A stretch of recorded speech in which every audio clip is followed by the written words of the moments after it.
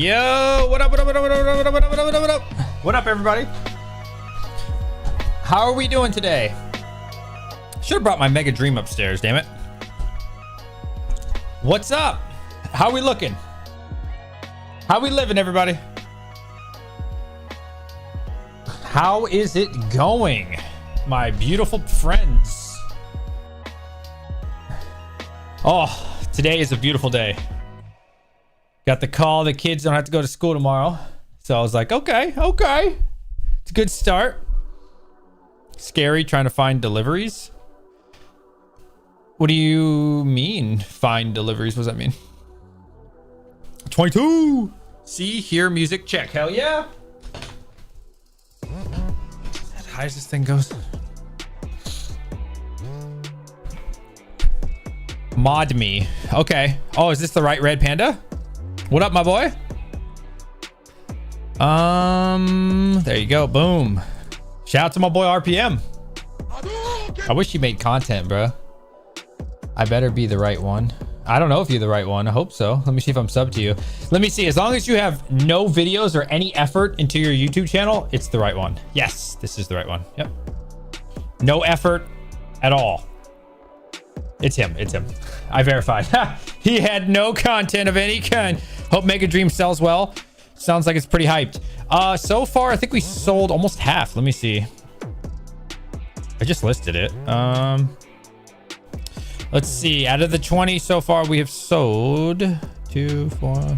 Yep, we sold 8. So 12 more. Not bad. I mean, it's going well. It's going really well.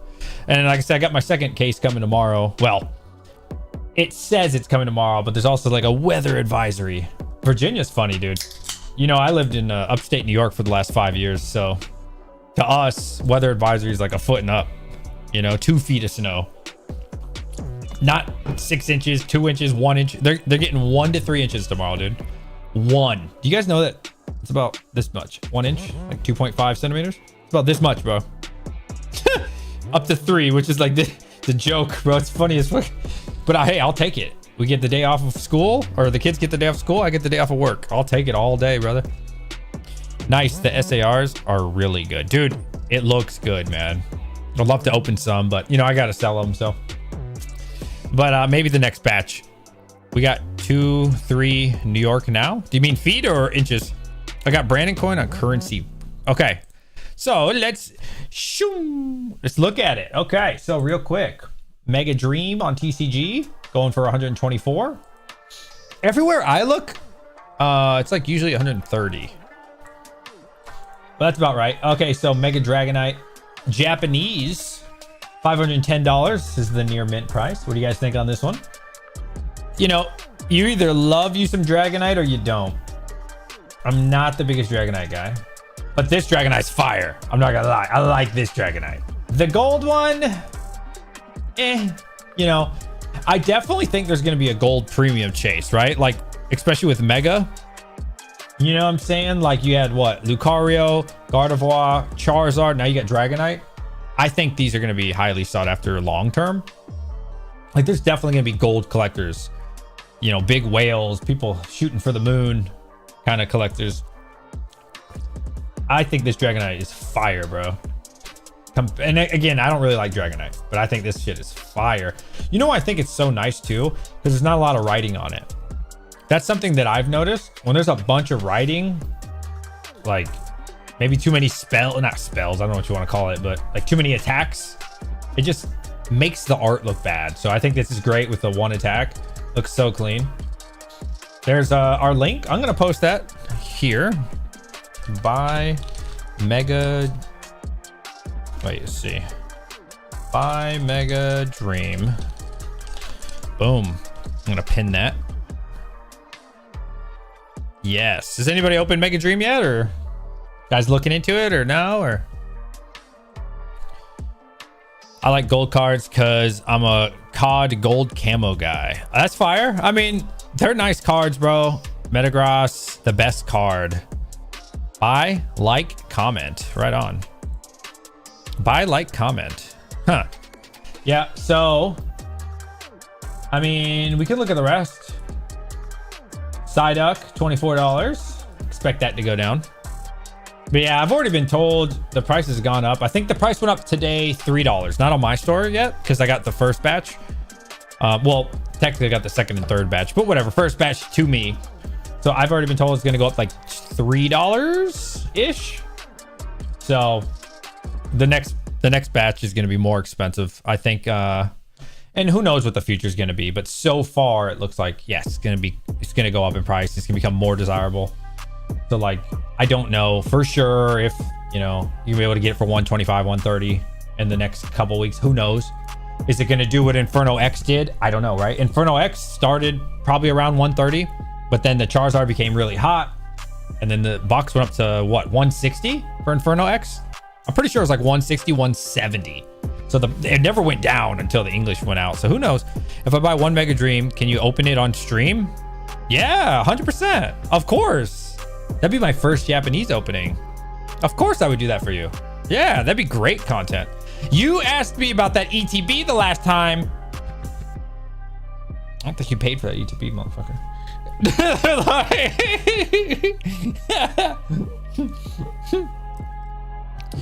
You would be my first Japanese. Yeah. Do you want me to get it? I can go downstairs and get it. If you want me to open it, I'll do it. You didn't remote me in. He didn't offer. Do you want me to grab it? Well, I mean, he can't. Do you want me to do it? Because I'll go get it. I'll go get it. Just let me know, because I have to walk all the way downstairs. Let me know. If you're serious, I'll go get it. I think the Mewtwo will sneak up on the top. The Mewtwo, man, I don't know, bro. Like, where's the Mewtwo? I don't know. Unpopular opinion, I think the Zekrom's way cooler than the Mewtwo. Unpopular opinion. Now, to be fair, this is gonna be mass produced. Everybody's gonna be able to get this with all the ETBs. So that sucks. I wish this was like more exclusive, but I get it, you know, journey together, combining. I mean, I get that. It's cool. But I wish it would have been like way harder to get, because I think that Zekrom is awesome. I'm gonna buy online. Okay, 1 second. I'll go get it. I will get the dream right now. It's such an original pose. I like the pose. I will say that. I like the pose. The card, it's okay. It's okay.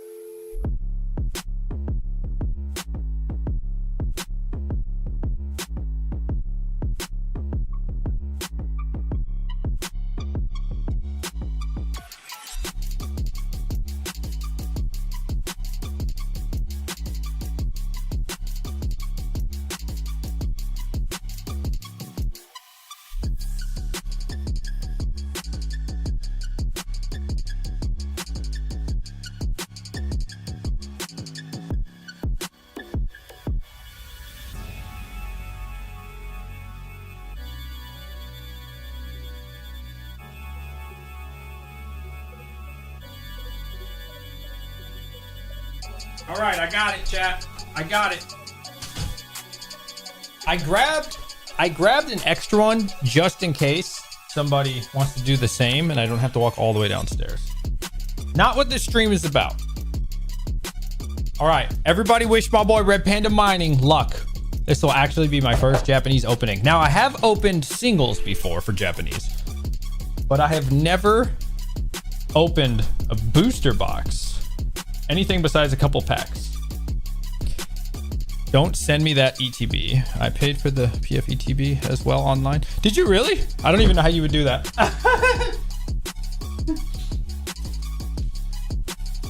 Okay. I'm super excited about this. If this is your first time ever seeing Ascended Heroes, Mega Dream, you know, same shit, opened on a stream, Type 22. This would be my first opening and first seeing. I don't watch people open shit usually. because then it ruins it for me. So I like to watch people I like, which I don't know. I've just been busy. Here we go. Red Panda Mining 22. Tell the boys in the chat, Panda. Here we go. Mega Dream. Yes, sir. I'm excited about this. Can you guys hear the music okay? Ooh. Now it's got a little dent in it. It's not for me. So that means good luck, Panda. How do you open this? It's in the front, apparently. DJ Pokey Mining. Okay, we're gonna rip that sucker open. Yes, sir. All right, what are you hoping to pull? Let me know. Are you hoping to pull the Gengar, the Dragonite, a gold Dragonite? What? So it comes with Metagross. Really? 1, 2, 3, 4, 5, 6, 7, 8, 9, 10 packs. Good luck. This is gonna be great. You ready for this, buddy? Oh, he wants to pull the Metagross. Okay. Is it gross or gross? I keep hearing both ways. Man, this pack looks fire. I like this. This looks cool. These are fun, right? They're supposed to be way more fun than English because you're guaranteed an SAR, which is the equivalent of like a SIR. All right. I don't know. Do you mix these? I have no idea. I don't know if it's the same. Okay, here we go. He's going for the big Bertha here. Okay. Oh, you got Zekrom. That looks like the Zekrom from Black Bolt, doesn't it? And here we go. Boom. Okay. Maybe I was supposed to do... Maybe it's the same shuffle? Is it the same shuffle as English? Because I was in like the 3rd position. JP market seems to be very volatile, or seems to be less volatile. Okay, here we go. So the cool thing... Oh, Dragonite. Oh, that's cute. That's a cute one. Look at that. Oh! Oh! Oh! We pulled the Mewtwo! No! No! No way! Oh, bro. Okay, I do like this Mewtwo. Yo, the centering is perfect. Oh my God. Yo, that is fire. Hold on. Let me turn the light on. Oh. Hold on. It's still doing it on me. Oh, it's still kind of blurry. What the hell's going on? Yo. Okay, I'm not gonna lie. I like this Mewtwo in real life. I'm not gonna lie. This is pretty nice. Okay, the pictures, they don't do it justice. This is nice. I'm not gonna lie. I'm not gonna lie, bro. This is gorgeous. This SAR is gorgeous. Okay. Okay, I take it back. Mewtwo's pretty nice. The pictures online just don't look that good. But man, sometimes when you get a card in hand, sometimes you get a card in hand, bro. Why is it not? There we go. It's just really nice. Okay, so that's your big hit. So the cool thing about Japanese, for those who don't know, is again, I'm new to Japanese myself. You're guaranteed one hit, like a SAR level. Yeah, what's up, PokeJax, my boy? We might be streaming tomorrow night. I don't know. We need to see who else is streaming. I don't want to overlap people. But make sure you guys subscribe to my boy PokeJax, 904 PokeJax. Wait, is there a side tear? Oh, they have a side tear? That's kind of cool. Oh, that's actually not that good. I don't want to open it there. It's kind of weird. Hold on. I'm gonna use my... Okay. I don't really like the side tear, man. I feel like I would damage it doing that. I don't like that at all. I paid $180 for box and didn't get anything. What? What box? What box did you buy? Nothing on that. But we already know. So I know you're guaranteed one SAR, which is awesome. So like, that's really cool for the kids, especially, you know, because like how many times, type 33 in chat, if you've opened some stuff with your kids, it got nothing. Like, dude, that happens to me all the time. And that's like really sad. So like the cool thing in Japanese is you're guaranteed something good, you know? Mega Dreams, you paid $180 for Mega Dreams? What? Dang, bro, you overpaid. I'm selling 125 right now. That's crazy. Oh, there you go. I don't Which one is this? That's my problem. I don't know who this one is. Who is this, chat? Like your IR. Or they're calling it AR, excuse me, but... Oh, and I'm sorry, you got a Gardevoir. Dude, I just saw this in the last set, right? They're like reusing a lot of these EXs. I have to check. Maybe they're slightly different, but they look pretty similar. That Zekrom from Black Bolt. Now you got this Gardevoir. They're looking pretty... Real quick. Okay. They're looking pretty similar there. I don't know. Am I the only one noticing that? Put your IR. Voodoo. Is it Voodoo or Budu? Okay. Trash or Grash Mew. Bro, I'm not gonna lie. This Mewtwo's pretty fire. I can't even front. So these definitely open different than American ones. Maybe I'm just tripping. Do you guys use the side? Because there's definitely like a side slit, like it's made to open. But then when I use it, yeah, I don't like that, bro. I don't feel comfortable opening it like that. I don't feel comfortable with that. Oh, I really want the Team Rocket's Dugtrio.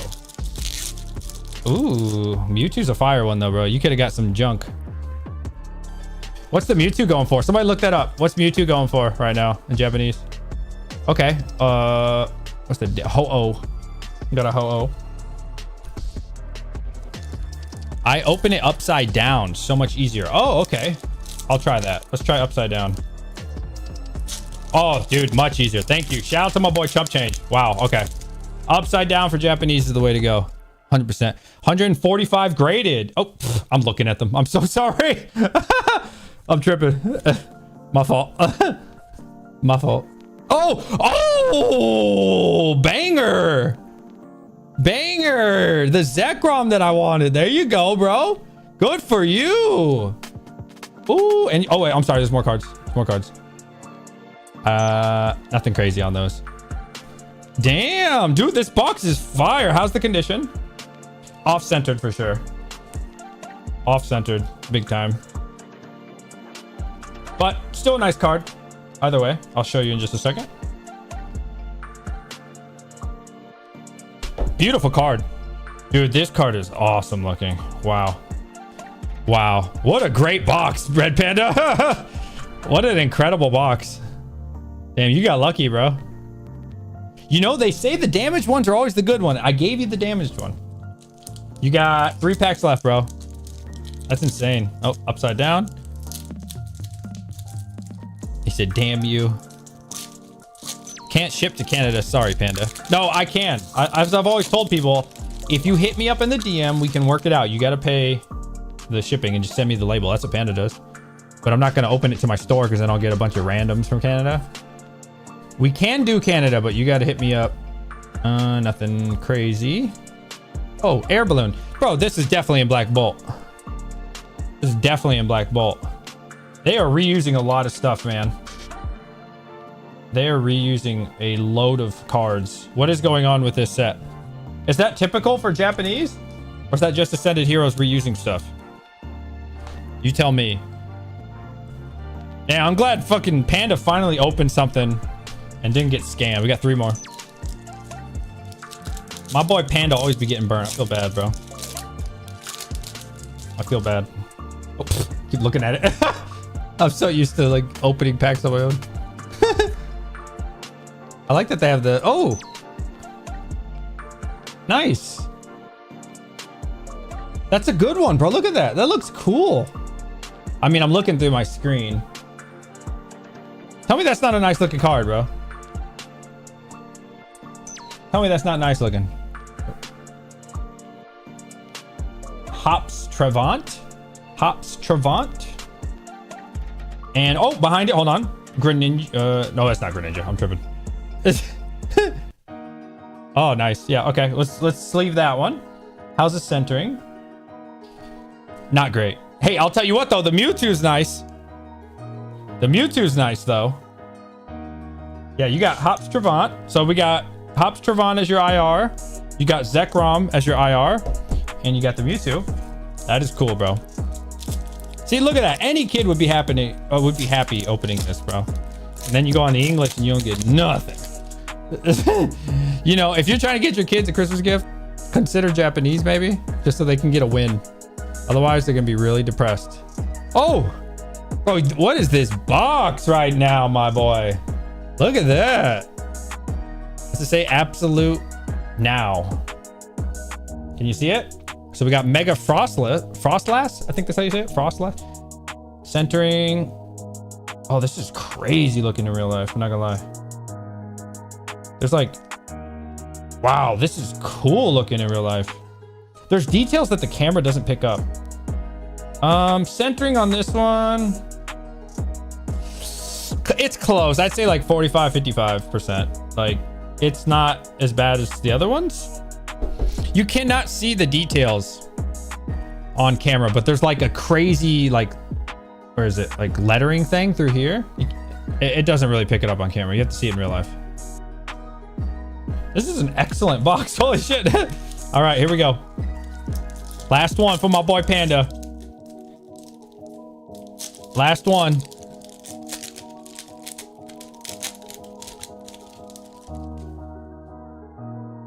All right, here we go. Boom, boom, boom, boom, boom, boom. Oh, what's this one? Ends PP up. That's what it's called. Ends PP up. And on 2 junk cards. I'm sorry, I didn't show you. Ends PP up. That's literally what it's called. Not joking. You can Google it. Ends PP up. Centering. Pretty good. Pretty good. I don't know how much you care about the centering on that one. Hold on, I gotta get more hard cases. All right, so Panda, what do you think of that box? Yay, what's up, Pixel? How you doing? All right, so let's look at my boy Red Panda's hits, and then we'll get back to the live stream. Excellent. I would say excellent. Where did I put the Mewtwo? Okay. Great box. That was a fantastic box. We pulled on our first ever. We got the Mewtwo from my boy Red Panda Mining. Not gonna lie, it's in pretty nice condition, and I think the centering is pretty awesome. We got the ends PP up. I don't know much about that one. It's like a $3 card. Nothing crazy. We got Mega Frostless. That's about an $11, $12 card. Pretty nice. We got Hops Trevant. Market's like 8 or 9, I think. Something around there. Don't know this one. Feel like an idiot. But hey, probably like a $2 card. We got, of course, Zekrom, which is one of my favorites from the set. So it's pretty cool looking. I know it's going to be easy to get, but it's still gorgeous. You guys said the name of this one earlier. I forgot the name. And Gardevoir. All in all, excellent box. Seriously, the hits are crazy this box. Excellent box. Honestly, I would say that's a 10 out of 10. Well, 9 out of 10 box, just because you could have got Gengar or Dragonite. Excellent box. Fantastic. Said he wants to buy another. I mean, I have one more right here, but I don't know. That's up to you, man. That's up to you. I need to get more hard sleeves. You got a lot of hits.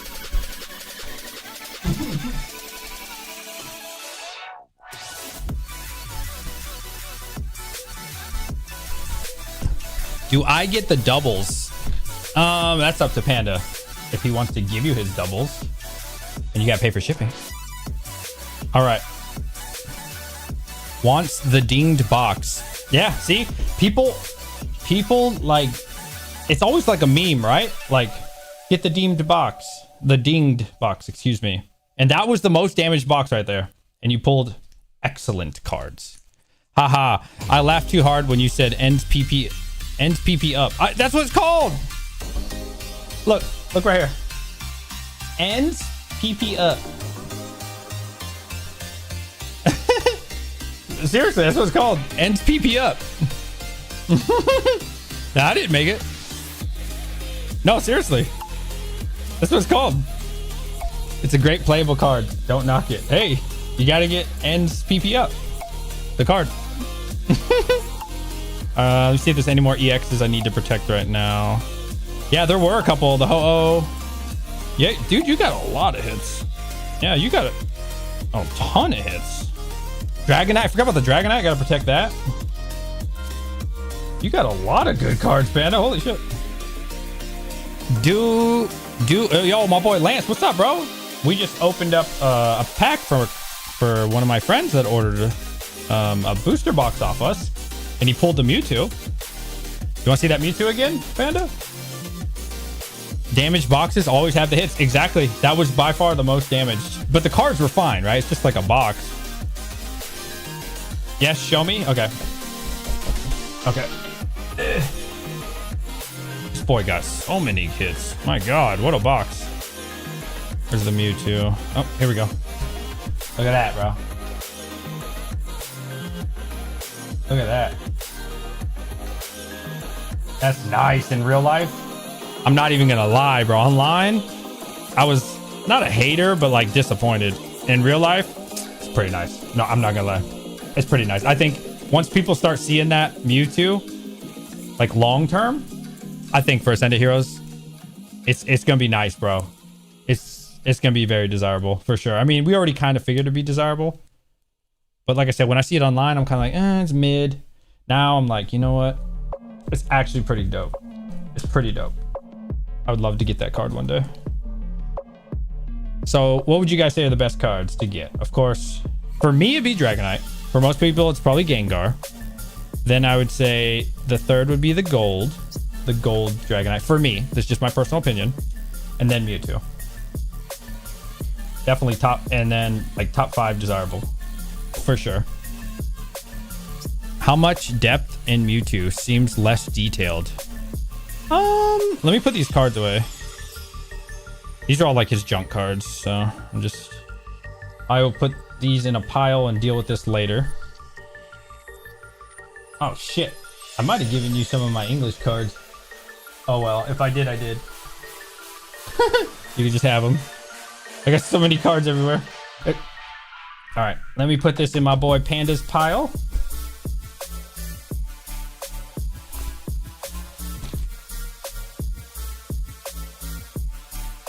All right. So we got that out the way. That was cool. Thank you again for the order. All right. Time to talk to Marky. Let's see. Oh wait, he ordered another one? Wait, I'm confused. Hold on. Wait, he ordered something else. What is it? Oh, you bought an ETB. Oh, I'm sorry. Oh shit. Oh, you paid for the thanks, man. Oh, thanks, bro. No, okay, thanks. All right, so how many do I have left? I think I have 10 left, 11 left. I don't know. Anyways, back to the market talk. So what are you guys thinking on Phantasmal Flames? Phantasmal Flames, man, it's been rough on the store. I'm not gonna lie. I think honestly, right, it's because Wave 2 is coming. But after Wave 2 kind of dies out, it'll be pretty much 2026 anyways. And then hopefully we see like a nice resurgence, man, and the market goes up. I know a lot of people I'm starting to see a little bit of a turn. Some people are starting to change their attitude a little bit. Market on these is now 80 bucks. I dropped mine today for 75 just because they're just not really moving at 80. Oh, no, I had them at 78, did the sale. Then I moved them to 80. Then I moved them to 75 just to unload them at this point. I'm pretty much going to break even at this point. I think those top 4 cards of Phantasmal Flames, I like those. Dude, I like Phantasmal Flames for sure. I mean, there's some good cards like overall, right? Like obviously it's just Charizard or bust kind of deal. A lot of these cards are not holding value here. Like a Diancie, yeah, it's like $1. Let's see, the Charizard. I'm surprised the Charizard is holding this much value. $6, really? Honestly, I might need to sell my Charizards. I got a bunch of those. I like it. My favorite store is Staked because everyone is panic selling. So I have been trading for sweet cards. Phantasmal is just a small set, but I think it'll age well. 100%. I really do. You know what's really funny? What I think is going to happen. So you guys know I bought 100 ETBs for Phantasmal Flames. Pretty much knew at least half of them wouldn't sell. kind of already knew that. So it's funny because you try to sell them for 80 and nobody wants them. But what's going to happen eventually, I don't know when, it could be 3 months, it could be 6 months, it could be a year, it could be 2, who knows? But eventually, like Rudy always says, it's funny how when things are under market or cheap, nobody wants it. But once it goes to 100, 120, 150 long term, right? Then everybody's gonna want it. That's just how it is. It's just how it is. People start seeing it go up in price and they're like, they start chasing it, start FOMOing in, you know? And it's interesting how that works. Interesting how that works. So looking here at the bundles, it looks like the Pokemon Center is going up a lot. Wow. Bundles haven't really done anything. I'm not worried about like pre-sale. That doesn't really count. Kind of just sitting around at this $48 mark, $50 mark. Hasn't really done much. ETB, you know, gone down a couple bucks, but really not much. The Pokemon Center is doing well. Again, ignore pre-sales. I never look at pre-sales. Pre-sales is a joke, right? Like anybody who talks about pre-sales is just funny. Like it doesn't even count. Like don't even look at pre-sales. Pokemon Center's appreciating though, 250. I swear these were like these were under 2 until December. Look, they're to 225. 128 sold. Think about that. December 1st, 128 sold for 226. December 2nd, 39 sold for 235. December 3rd, which is yesterday, only 6 sold for 242. And today, now that it's at nearly 250, they've already sold 2. eBay cheaper and Facebook market buyout happened recently. Facebook market buyout. See, this is really dependent on where you live. So I don't live in like a super populated area. I've seen some deals, but I haven't seen anything that's like, whoa, you know, I need to get this right now kind of thing. Let me know how you guys feel on that. But in my area, I've noticed a slowdown with deals. Definitely cheaper than it was, like 100%, like originally, like in the bull run. But like, I feel like we're like kind of bottoming it out, at least in my area. I can't speak for all of you. Let me know how your local area is, but things are definitely like, I think probably bottomed out in my area. Like we saw what we saw and it's not going to get much better for my area. Yeah. But I'm interested in hearing from you. I was at my local CVS today. I mentioned Pokemon and there was a lady that said she got a job in Fort Wayne. Is that Indiana? As a rip and chip TikTok. Who, the lady that works there has has a rip and chip? I wonder how rip and chips are doing these days. Do you guys know? Or were rip and chips doing well? Like the people that you guys watch? How are rip and chips doing? I'm curious. For people who watch a lot of rip and chips, let's see. I just picked up a Glaceon V and near mint for 65. Wow. Good for you. Good for you. Jacksonville is savage, man. I keep hearing that. It's crazy. Let's see. I live in a hugely active area. The bounce back is already happening. We have card shows every week and people are constantly buying. I have been buying a lot. I've been buying a lot, dude. I've been looking, dude. I just bought 47 151 bundles. Now, it was not for a great deal. I mean, it wasn't a bad deal either. It wasn't a bad deal. It just wasn't like a great deal. So a great deal for me would be, you know, cheap enough to where I could sell it right away.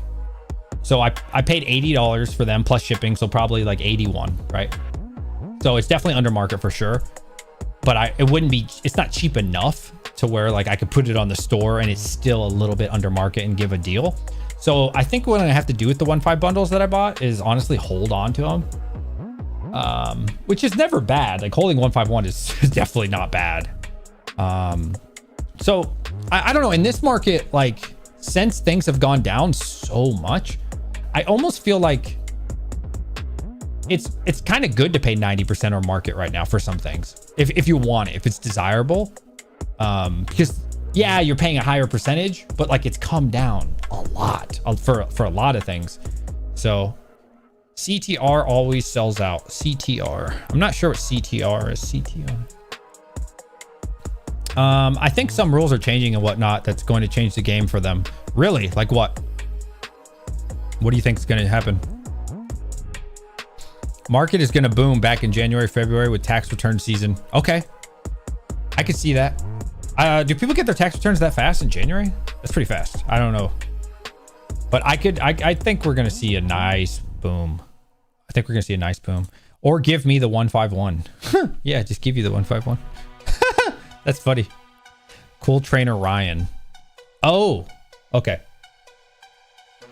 Is Whatnot finally going to deal with the scammers? I mean, how do you? How do you do that? Like, it's just like on Twitch, right?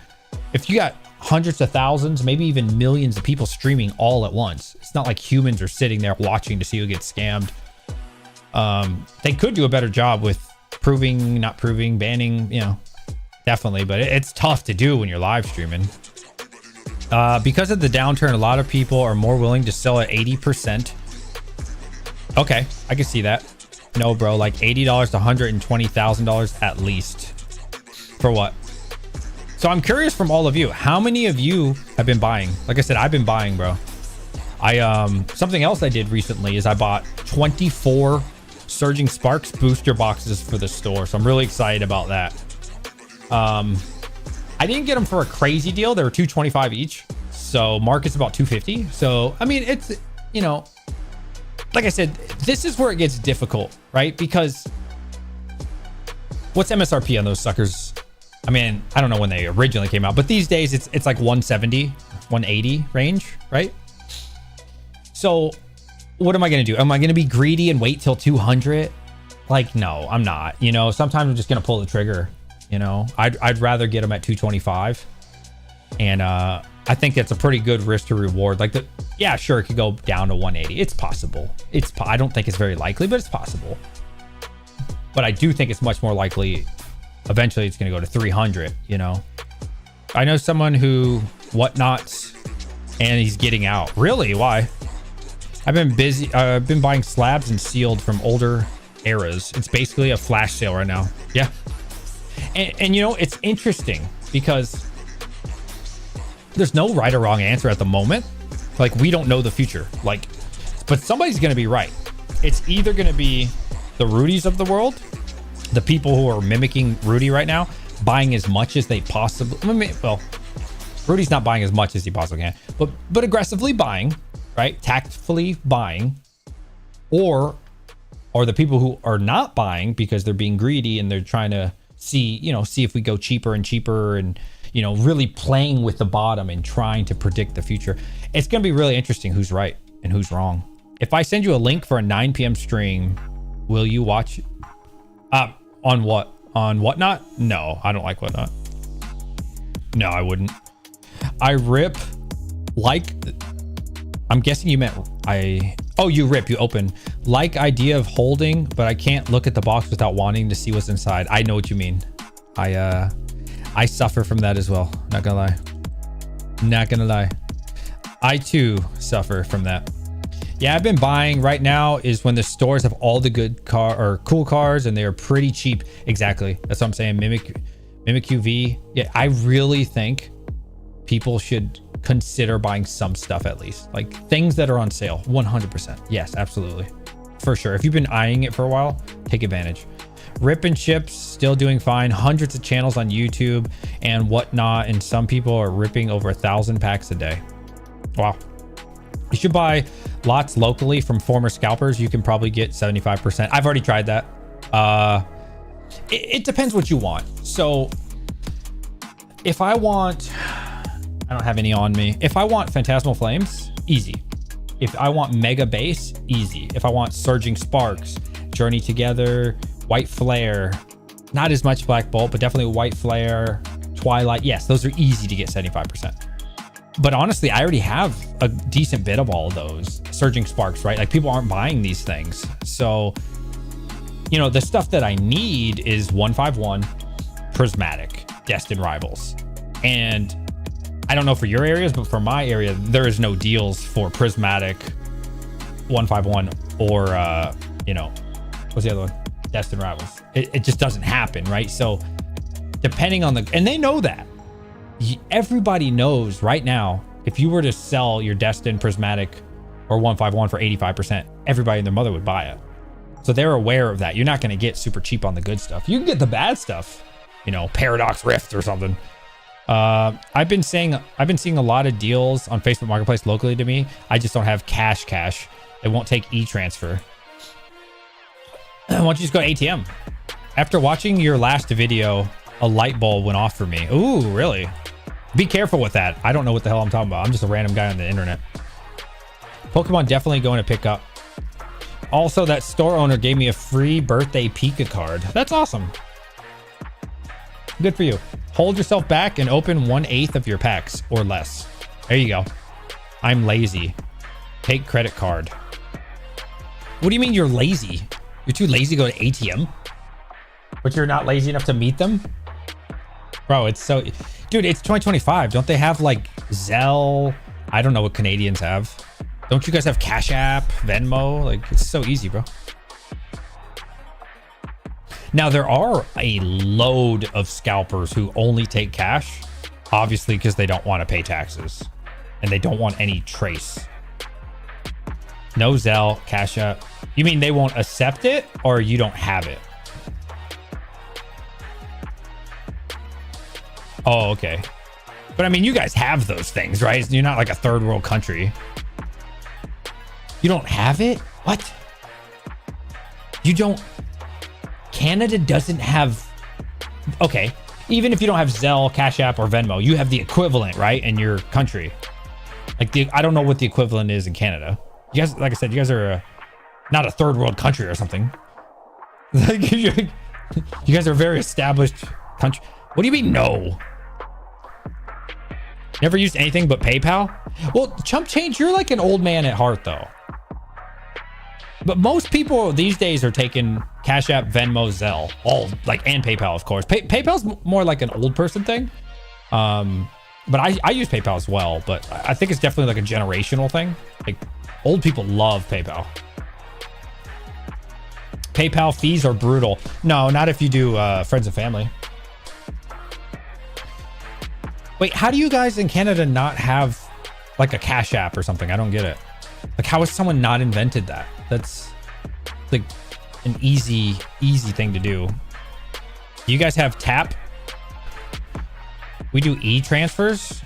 I mean, that sounds like the same thing, to be honest. Do you want to sell acrylics in case want to order with ETB to ship with? Oh, I actually, guys and girls, if you're looking for acrylics, speaking of that, thank you for reminding me. If you go to Logan's PokeShip, he's got like the best prices for acrylics, and he actually gave me a code, so which I thought was super cool. These ETBs are only $21 this month. Like, this is cheap, dude. And I tell you, the quality is phenomenal. Check these out. And the booster boxes are only $15. And you can use code DJ, like my name, DJ, and you'll save another 5%. And it's free shipping. Now, I think if you buy one, I don't know if it's free shipping. So keep that in mind. These things are fire. Let me show you. I wouldn't steer you guys wrong. Look at this.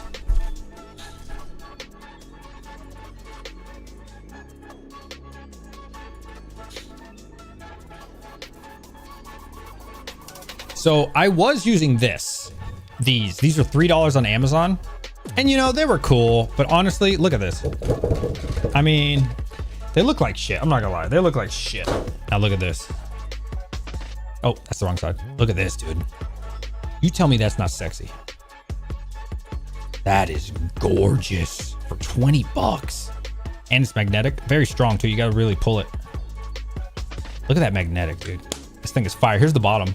So they have 4 corners, like little plastic things, so you can stack them on top of each other. And when you stack them on top of each other, clutch.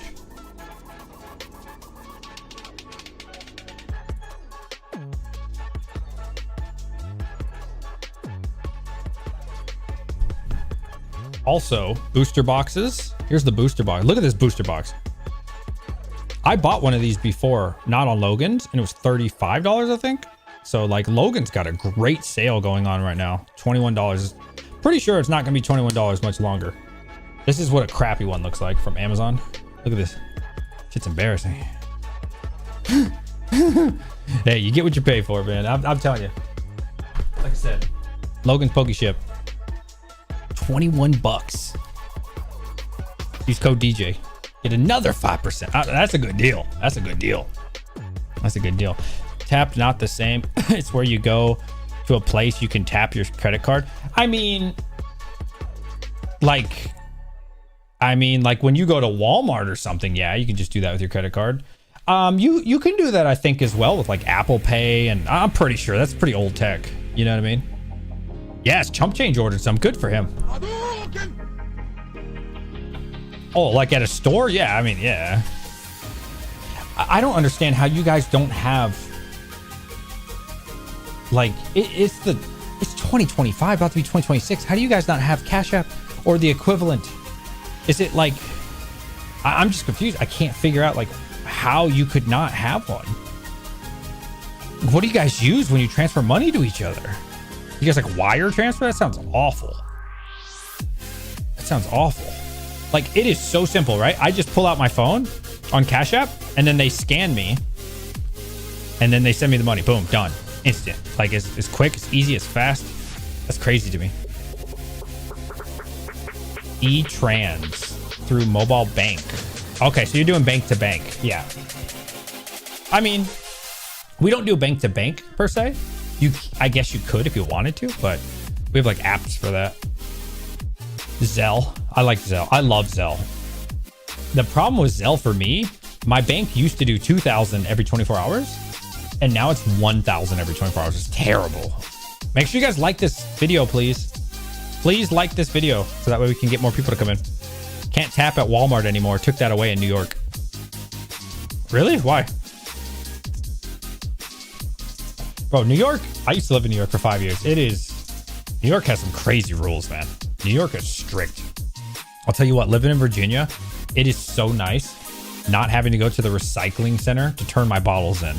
Because in New York, every time you buy a bottle, it's 5 cents. So if you buy, what did I used to buy? 48 pack at Walmart. I don't know what the math is, like $3.50 extra on top of your bill. And then you have to go out of your way and like stack up all these water bottles and then go to the center just to get your money back.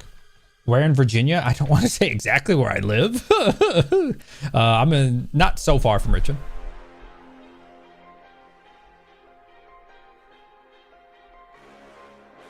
What about you, Dittos? Are you in Virginia? Definitely not at the DMV. So I know the DMV is where it's like super competitive. Call your bank and have them. I've already hit up my bank. Nope, they don't do it. They don't do it. So apparently there was too much risk. Not with me, just in general with Zelle. Apparently there's too many scams and too much fraud, and there's a lot of issues with Zelle. And so the bank would have to cover that, apparently. This is what I read online.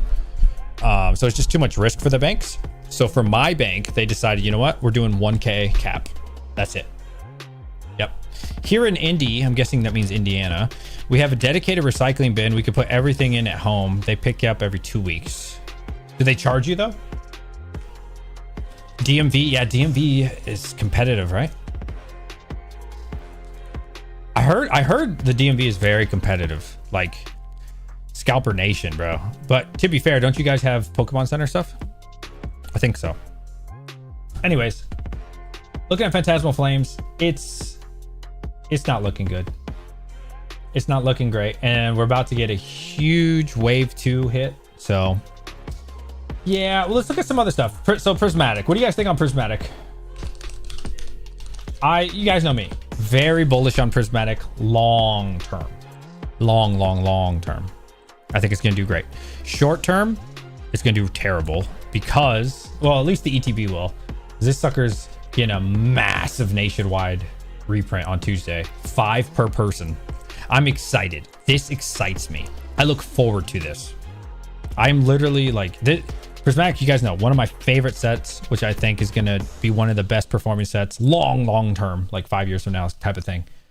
And so getting the opportunity to pick these up for 50 bucks, you bet your bottom dollar I'm getting as many as I can buy. And I'm going to be buying other people's too. I'm hoping, and I don't know what the future is, but I am hoping that the same thing that happened with Costco. Costco's made prismatic ETB sell off to like 85, I think at the low point, 80.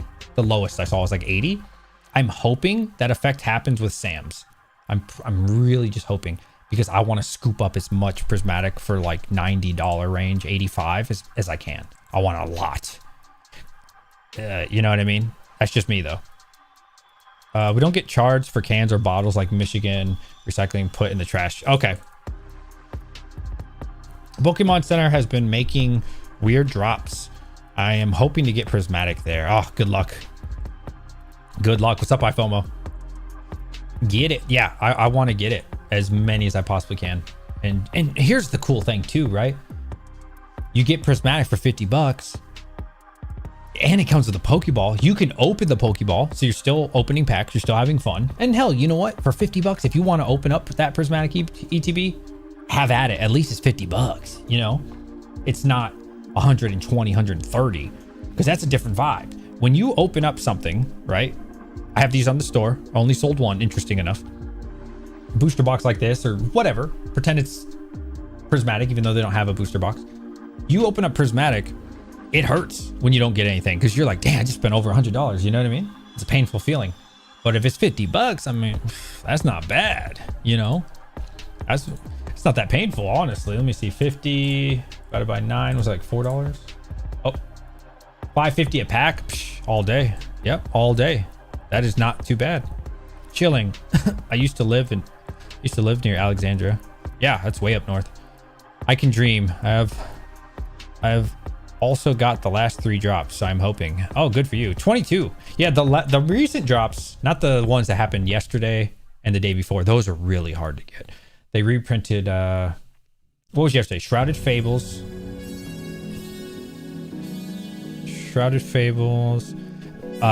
Something Sword and Shield. It was like a collection box. I can't remember. Like, was it Lucario? I don't remember. There was something, and then there was something else, some huge collection box that hasn't been around for a while. Those were weird. I grabbed SFA. Now the big ones were easy. The Ascended Heroes were super easy. Those were weird. I grabbed SFA in a Morpeko and Lucario box from California. Oh, from CZ. I don't know what CZ is. Yeah, but yeah, Pokemon Center, you know, it could be good. It could be good. When they do a mass print, it's really easy. Oh, Crown Zenith. I'm sorry. That's what it was. That's what it was yesterday. You are so right. It was Crown Zenith. You are so right. It was Crown Zenith. I don't know how you got it. Me and my friends struck out. Were you just sitting at the computer waiting? I got in probably no later than 2 minutes in queue. And I didn't get closer than like an hour, I think. Literally 2 minutes of being alerted. Still didn't get it. I was like, oh. And then before that was Stellar Crown. Oh, so you guys want to hear what I've been buying? Okay. So like I said, I bought 47 151 bundles. I bought 6 Stellar Crown. Was it Stellar Crown? I believe it was Stellar Crown. That's what recently came out on PKC, right? I bought off a guy. I paid full market value. I think it was $105 shipped. So I bought 6 of those Pokemon Center. I just think it's too cheap. You know, am I a huge fan? Not really. But it's just too cheap. Crown Zenith, PKC, ETB. I'm pretty sure that was the one. Like I said, sometimes you just gotta pay full market, man. Oh no, I don't know why I just typed in Crown Zenith. It was definitely not Crown Zenith. Stellar Crown. Yeah, this. I paid, yeah, 105. So slightly under market, but whatever. It's pretty much market. I bought 6 of these because this has been, look at this. This was $200. This was $200, guys. It's 50% off right now. Like, are you kidding me? It's literally 50% off. Like, what? That is a steal. I mean, is it the best set? No, it's not. And it's been there before. But like, come on, dude. 50% off. Just bought 5 more booster acrylics and ETB using code DJ. Pfft, Yo, shout out to my boy Chump Chain supporting the channel, man. Thank you. Can I sell you 5 151 bundles? Already have the big 3. It depends what price, man. Like I said, I just bought 47 and I'm not going to profit off them for a long time. So, I mean, it's a lot of risk for me to like put the store's money into my closet, because that's what I'm going to do with them, is throw them in the closet, because there's no money to be made right now. You know, I have to sit on them for, I don't know, 3 months, 6 months, a year, who knows. So at what price are we talking? Squirtle and Bulbasaur carry the set, but those are great characters to carry a set. Yeah, I was streaming with Henry yesterday. Did anybody get a chance to watch that stream? Type 33 if you did. He invited us on his stream and I was like, yeah, of course. Talk some Pokemon. That was fun. I enjoyed that a lot. 33, hell yeah. Henry's a good dude. I like Henry too, because he has like opposing views from me and he's very respectful, and I'm very respectful too. You know, I appreciate people that have opposing views. Now, obviously I like talking to people that also have similar mindset, but it's also nice to mix it up. You know what I mean? He thinks Bitcoin's about to crash. And we're going to go into this huge bear run for both Pokemon and crypto and like the economy. And I'm complete opposite. I'm a very bullish guy. I think we're going to boom. You know, and it was really good back and forth. I like the energy, you know, we respectfully disagree, but we had a good time. Henry has opposing views for me too. He's very far out there though. Yeah, I like it. And he's also a big collector, right? I'm a collector as well, but I also like to make money. I do both, right? I'm like half and half in my mind, trying my best to lean more towards the business side for sure. But in my heart, huge collector. And it's hard for me to not open a bunch of packs. You know what I mean? Like, this is so hard to not open right now. I'm not gonna lie to you guys.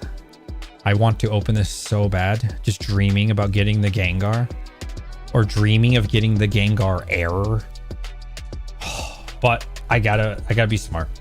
No, I'm not gonna open it, dude. No, not just rip. I have to run a store here, guys. I have a store to run. I can't keep doing that, man. Look, this is just like my Phantasmal Flames just laying around. Like, here's some more. Here's a bunch, well, kind of stuff in the way. Like, there's just cards everywhere, bro. And I don't sell any of it, you know? So it's just, no, I have to control myself. Definitely should open one for the stream. Now, I already opened one for a customer. He paid and I opened it for the stream. Yeah. No. You need content? No, sorry, man. I did that the last 2 streams. I lost over $200. Yeah, I lost over $200 opening for content. And last couple streams, and that was not good, bro. I got nothing out of it. A couple people were probably entertained for 3 minutes and I lost $200. You know what I'm saying? Like, nah, I gotta be smarter. Think Bitcoin makes its way under 50,000, does same thing every 4 years? No, absolutely not. 50,000 is crazy. The 4-year cycle, I'm gonna have to respectfully disagree on. We cannot talk about the 4-year cycle anymore. The 4-year cycle has completely changed. It's interesting that people want to talk about the 4-year cycle, because historically, and you're talking to like, I don't want to say Bitcoin expert, but like somebody who's been doing this a long time, dude. Like since like 2016, bro. Like long time, right? I've been through it. Historically, when the Bitcoin halving happens, it takes roughly 1 year, somewhere around there, for Bitcoin to hit an all-time high. Okay, that's historically what has happened in the 4-year cycle. This cycle, before the Bitcoin halving, we hit an all-time high and the economy went crazy. That was from January till March of 24. That's never happened before. We've completely broken the cycle. So I don't think that you can't even compare them anymore. Like, the cycle has been completely broken. Yeah, I don't know. I mean, obviously the halving affects it completely, 100%, but it's totally different now, dude. Like, things are crazy now that we have, you know, the top guy, I'm not gonna say his name, but the top guy backing it, part of the US Reserve. Like, it's the ETFs. It's a different ball game now. It's very, very different. Won't get the Gengar just sitting there. I mean, I can open the Gengar for somebody. I can't, bro. I gotta be smarter, man. I took a lot of risk getting these Japanese cards, man, for the store, not for my personal use. It was hard getting these, man. Dude, I have to say, I have a newfound respect for people who are willing to get the product into the States. When I buy English, right? Something like this, easy, right? Facebook Marketplace, Discord, hit up a friend, done. Okay. Getting Japanese is so much riskier. The amount of risk that you have to take, people don't really see it, right? I think I said this on one of my videos. Number one, you have to send money to some person in Japan that you don't know. Thousands of dollars that you do not know. Okay, let that sink in. That's pretty scary, number one. Number one should really be all that scary. Then you have to deal with shipping. Then you have to deal with the wire fee. In my situation, it was $30 2 times, which I couldn't do wire. I'm working on that. I'm figuring that out. So $60 in fees on that. Then you get hit when it goes to the States, 18.5% tariff. Okay. Just to get it in the country. Okay. So now you're getting hit with, let's call it 20% fee on top, right?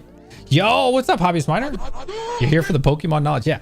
So, and then you have to hope that customs passes, which hopefully it does. Hopefully you have to understand this too. If they didn't declare it properly, which they did in my situation, but if they didn't declare it properly, customs could, if they wanted to, let's just say this goes for 125, 130 right now, right? Well, let's just say the person that sent it to you, they declared this as $60. It's not very hard for customs to look up, wait a minute, why is this person saying this is a $60 booster box when they have eBay, they have Google, it's pretty easy to see. So now you're lying, or they're lying, right? Holds up your stuff in customs. It is so much, bro.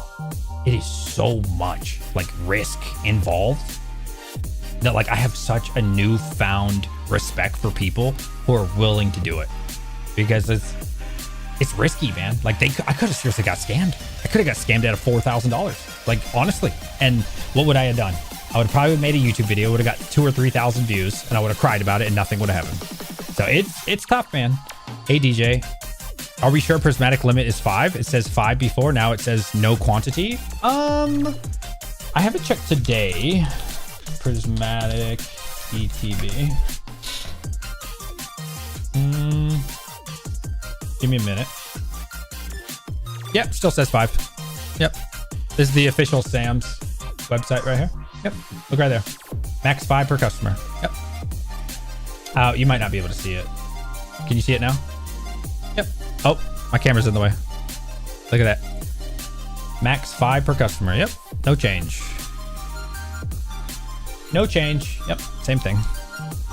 Still 5 per person. How do you get to the point to be in a position you are financially, be able to open an online store? Okay, so those are two different things. So anybody can open a store. If you're asking me, because I'm going to take this, I'm going to take your question and break it off into 2 parts. You said, how do I get where I am financially? I'll be honest, before this store, I had a lot of money. The reason is, and I grew up humble, just like anybody else, right? Mom and dad working, never rich, never got a penny out of them, right? As I shouldn't. I saved my money and I was an early investor of stocks, right? Very, very early. When I was 21 years old, I'll tell you the backstory here. I remember being 21 or 22. I can't remember. Let's call it 21. And I'm at work and there's this guy that's the same rank as me. We're low ranks, right? Brand new to our job, super low ranks. And he just bought a house cash. And at the time we're making like $45,000 a year. Okay.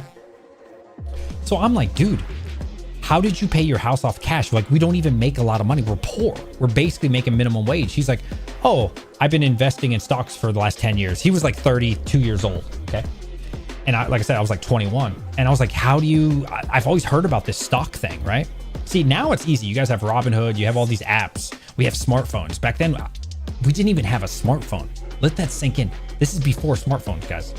So the only way I could learn about it, he told me about this thing called E-Trade. And I was like, okay, what's that? So I started researching it. But mind you, YouTube wasn't like it is today. On YouTube these days, you can type in how to trade a stock. You can go on Google, how to trade a stock. Like this stuff didn't exist back then, bro. There wasn't tutorials And I mean, the only way to learn how to trade a stock back then was trial and error or reading a book or watching Jim Cramer on Mad Money. So that's what I did. I literally would go to the library and I would read finance books and I would read books about trading stocks and like what I should do and what should I not do. But it's obviously reading and learning about the stock market through a book isn't very effective. Okay. So I start with $500. I Googled the top 10 best stocks. It was a huge failure. I bought some random milk company. Now, again, I'm 21 and there's no one to help me or teach me. There's no YouTubers out there teaching you about stocks and shit. It didn't exist. So I bought a milk company. My $500 turned into like $200 instantly. I lost almost all my money, but I didn't give up because I knew it was like trial and error. I started watching Mad Money, Jim Cramer. He told me to buy Cisco. I bought Cisco. It did great. He told me to buy Verizon. It did great. You know, and that's how I learned, bro, was like trial and error. It's not like it is now where you can ask me a question. You back then had to be, I hate to say entrepreneur, but like you had to have that desire to become a wealthy person. And so, yeah, that's what happened, right? When I really started making like my first 100,000, I was overseas doing something for my job and I saved up $27,000. I want to say I was like 26 or 27. I don't remember. Let's call it 26. And I saved $27,000 and I started looking into this company called Tesla. It's like 2016, 2017. Okay. And they were going bankrupt. And to me, it seems so obvious that this electric vehicle thing was going to work out. To me, it was like the most obvious thing in the world, Tesla. But back then it was not, right? Everybody knows Elon Musk now. Everybody knows the brand, everybody blah, blah, blah. This is almost 10 years ago, guys. I saw the vision really early because he was showing the Roadster, which hasn't come out, but he was talking about in one day, he's going to have all these cars and they're going to run off this AI. AI wasn't really big back then, guys. Not like it is now, right? He's going to have this super network of cars that drive themselves and he's going to have these robots and now they're actually building them. But mind you, back then they weren't. And so the vision to me was so clear. And like I said, they were on the brink of bankruptcy. And I'm just sitting there like, how are people not seeing this? So me, young, married, I think my son was like 1 year old at the time. I risked it all. I took all $27,000 and I put it on Tesla. And I will say that $27,000 turned into like 15,000 pretty quick, but I didn't give up because I had already learned by this point that I want to be a long-term investor, right? Because I tried the day trading thing. The first couple of years when I was young, 21, 22, 23, and quickly realized this is a scam. Like 90% of traders lose their money. So by then it was already instilled to me to be a long-term investor. So I stuck with Tesla and it was not very good for like a year or two, but I didn't give up, man. I just like kept watching all the quarterly earnings, the annual reports, and nobody saw Tesla as a good thing. Everybody thought they were going to go out of business. Everybody was laughing at Tesla. It's not like it is today. When you went on CNBC, when you went on Bloomberg, when you saw things on Twitter, Tesla was the laughing stock of the world. Now, mind you also, the rest of the money that I got, so I never reinvested anything besides that $27,000. There was also this company you might have heard of called NVIDIA.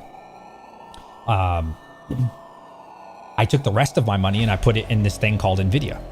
And NVIDIA was not the superpower it is today. Back then, it was popular, yes, but it was not the superhouse it was now. Anyways, so 100% of my wealth is now in Tesla. And then anything newer, so I guess that became like 90, maybe even 80, I would put into NVIDIA. And the same thing happened. Nothing happened with NVIDIA for years. And then guess what, guys? 2020 and 2021 came around. And that $27,000 plus however much I had in NVIDIA, probably not much, probably like 10,000, was worth over $500,000 just in the Tesla alone. Okay. So my 27,000, let me show you something here. Let me just show you. Look at this. Can you see this? Please look. Okay. This is 2016, 2017, guys. Now this is price adjusted because they've had a bunch of stock splits. I held Tesla down here when it was, price adjusted $13 to $15. Keep that in mind. I sold what, 2024? So 260. So do the math there. I rode it from anywhere from $13 to $15 to, I don't know. No, we sold it like 400, right, Red Panda? Me and Red Panda sold in the 400 range, or it's pretty close to 400. Whatever, it doesn't matter at that point. At that point, it's just like a 2x. And that is where I got all my money. I'm not gonna lie to you. Okay. So then, now I have over $500,000 in the last bull run. Okay. Now, mind you, I've always been involved in Bitcoin. I was mining Bitcoin, and I had my other channel. I was doing pretty well. I was making money from that, blah, blah, blah. I started buying properties. I bought 3 properties because I knew, you know, since I had been in the market so long, excuse me, I'd already seen the crypto booms and bust. I've already seen the stock markets completely crash out. I've experienced what it's like to lose all my money and still hold through it at the time. So I knew I needed to diversify that a little bit. So I started buying properties. I bought a house, bought 2 other properties, like to build some data centers, I guess you would call it. And like, if you don't know much about crypto, it'd be like the equivalent of like a data center. Those 2 didn't work out, but the house worked out great. And that's how I have all the money I have now, because I've never lost that money, because I'm, investing has been fantastic for me. So now I have a lot of money. I have more than that, to be honest with you. I'm not gonna say how much, but I have more than that, right? It's another bull run. And so crypto went to all-time highs. Really Bitcoin did, not so much the altcoins. So I took my Bitcoin and I said, wow, this is like when Prismatic's coming around. My Bitcoin's pretty much all-time highs, or like around all-time highs. We're way over 100,000. My entry point is 29,000 on my Bitcoin. I think it's more likely that Bitcoin's going to go down than up from here. And I don't want to be too greedy because I'm already up 4 or 5x my money, right? So I start thinking at that time, maybe Pokemon would be something good to expand into, right? While one industry seems like I'm kind of at the top, maybe I can start getting involved in this Pokemon thing and, reallocate some of those funds. And I certainly don't even go close to like 20% of my network in the Pokemon, but I put some of my network into Pokemon because it is higher risk, higher reward kind of deal. And so that's how that kind of sparked. Now, the actual business side is a little bit different. So I started buying Pokemon, but I hadn't made a business or anything. Long story short, or short story long, my son started getting into Pokemon. He got me really heavy into Pokemon. And I remember as a kid, my father didn't collect Pokemon, but you know what? My father did collect did collect sports cards. And so if any of you ever hung out with your father when you were young, let me know. One thing that we really bonded on were sports cards. Football, basketball, baseball were the main. A little bit of hockey, but not much. But there was nothing like those years. My father and I probably collected cards 4 or 5 years. And those were some of the best memories I've ever had in my life. Staying up Friday nights, Saturday nights, just looking at Brett Favre, looking at Dan Marino, looking at whatever, right? And so I quickly identified that my kid's not going to be interested in sports. He plays sports, but he doesn't like the cards. But he does like Pokemon. And guess what? Oh, you know what? I used to like Pokemon a lot. And you know what? Pokemon's cool. So admittedly, I started liking Pokemon to really hang out with my son. So we could, because it's really hard to relate to kids these days, right? They have Roblox. They have like weird games that I'm not interested in at all, but he was interested in something that I was interested in. And this was like the perfect mixture. So I said, hey, I've ran many YouTube channels. I know how to make YouTube videos. I know how to run a channel. I've done this before. Would you like to make a Pokemon channel with me? So originally this YouTube channel was called DT's Poke Center, DT, not DJ's, DT's. It stands for DJ and Troy. I'm DJ, he's Troy. And so that's what we did. So we started going to Richmond. We go to the card shows. We made a couple videos, a couple shorts, nothing crazy. After about 2 weeks, he gave up on me. He still likes Pokemon, he still collects Pokemon, but he decided, you know what? I don't want to be a YouTuber anymore. So now I'm stuck with a channel that I just created and that I thought it was going to be a family channel, because that's originally what it was going to be, was my son and I. Not like PG or anything for me, but I'm still going to be me. I'm just who I am. I can't hide it and pretend and be like family oriented like that level. But it was going to be a family channel, my son and I. And I had hoped that it would be like a 10-year channel and you would see us grow up together. We'd open packs and it would be really cool. I'm glad it didn't go that way after all. So I decided, okay, you know, what am I good at? I'm good at investing. I'm good at business. I have 2 useless business degrees from University of Maryland. I have one in finance and one in economics, which doesn't mean anything. Okay, I'm not qualified, but I'm just saying I have those. I've done this before many times, and I'm a very successful investor. So what is something of value that I could offer on my Pokemon channel? I was like, oh, it's obvious. It's a business. It's investing. That's what I'm good at. That's what I know. So that is kind of that's when I decided to change the channel from DT's Poke Center to DJ, because my son gave up on me. And the rest is history. Here we are. So sorry to answer your question so long. Yeah, that's how I'm here. Yep. She can give us financial advice. No, I'm not a financial advisor. I will say this, as someone who, again, has 2 useless degrees on the business side, I learned way more from YouTube than I ever did in school. Way more. Like, yeah, I learned a lot about economics and like useless shit. No, not useless. It's useful, but it teaches you how to run a business, doing business administration, kind of, but it doesn't really it's cookie cutter information. It's shit that honestly, like I said, you can learn way more from YouTube than you ever could from a textbook. Thanks for answering. You're a real one. Really interesting story. I'm military. Oh, what branch? Feel like I'm the only financial move was buying a house 2018 in Puerto Rico. Oh, nice. Good for you.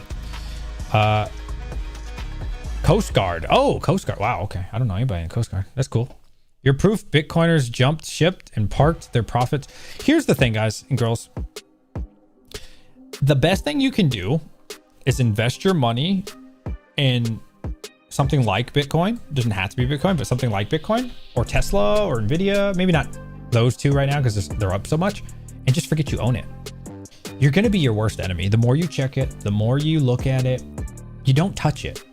You buy Bitcoin, you buy a Tesla, you buy whatever you want to buy, and you literally forget you own it. And you come back in 3-5 years. It's really that simple. It is. And people want to overcomplicate it. They want to day trade. They want to be in the market. They want to have the fun. They want to get the thrill, the dopamine hit. And dude, you can do those things. I'm not saying you can't.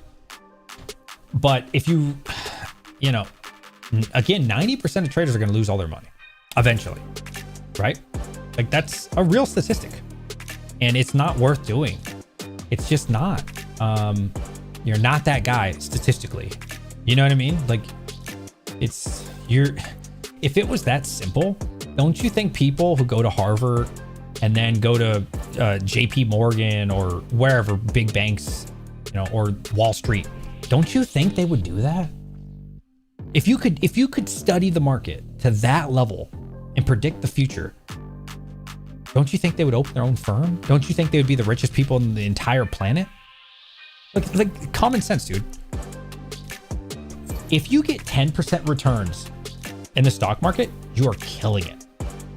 Like seriously, if you get 10% returns, you are really doing great. If you get 15%, you are better than most traders in the world, statistically.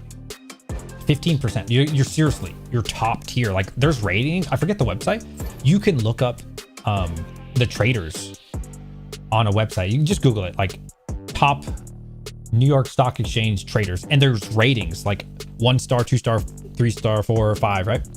You can literally see their percentage for the year. And yeah, if you're over 10%, you are killing the game. Seriously, there's a ranking system, and there's not people out there consistently getting 30%, 25%. It just doesn't happen year after year. It's not a thing, right? So if you think as a viewer that watched some content or, you know, you looked up some shit on Forex and you genuinely believe that you are smarter than the smartest traders in the world, you're fooling yourself, because you're not that guy. I'm here to tell you, I don't want to say that to people, but that's the advice you need to hear. You're not that guy. They're not that guy. They're professional. This is what they do for a living, and they can't even pull that off. Oh, you know, the best thing you can do is buy, hold, forget you own this shit. People used to put away classic cars and forget about them. Come back 50 years later and they've gone up thousands of percent. Oh, nice. Need a lot to trade fast and make big quick. As someone who has successfully lived it, I'm not just talking about it, dude. I'm telling you, right? There's a lot of people on the internet that are going to talk about how to get money. They're going to talk to you about how to get rich. They're going to tell you like what you should do, but yet they haven't done it themselves. Do you understand what I'm saying? So like, you need to ignore most people, man. I'm telling you, you need to ignore most of the advice that you're hearing because they don't know how to do it themselves. Like, come on, dude. Like, no, here's what you really want to do. If you want to make your first 50,000 and 100,000, I will tell you how to do it. And it's not the sexy answer. It is not day trading. It is not quick flips to the top. You can do those things, but that's not really how you should do it. How you should genuinely do it is work and get a fucking job. It's the most obvious thing. Get a second job. You know what I used to do? Bro, to get that 27,000, bro, I used to work a full-time job at the CDC, the Child Development Center. So I would work, maybe it's not technically full-time. I don't know. It was like 9 a.m. to like 4 p.m. I'd have 1 hour off, and then I would go to Domino's. This is when I was like 17 to 19. Maybe 18, whatever. I would work 2 jobs. Okay, so I had a paycheck every week, and I would, start saving money. And then when Bitcoin went down in 22, as someone who was worth at the time $500,000, you know what I was doing? Ask any of my friends, ask anybody who watched my crypto channel.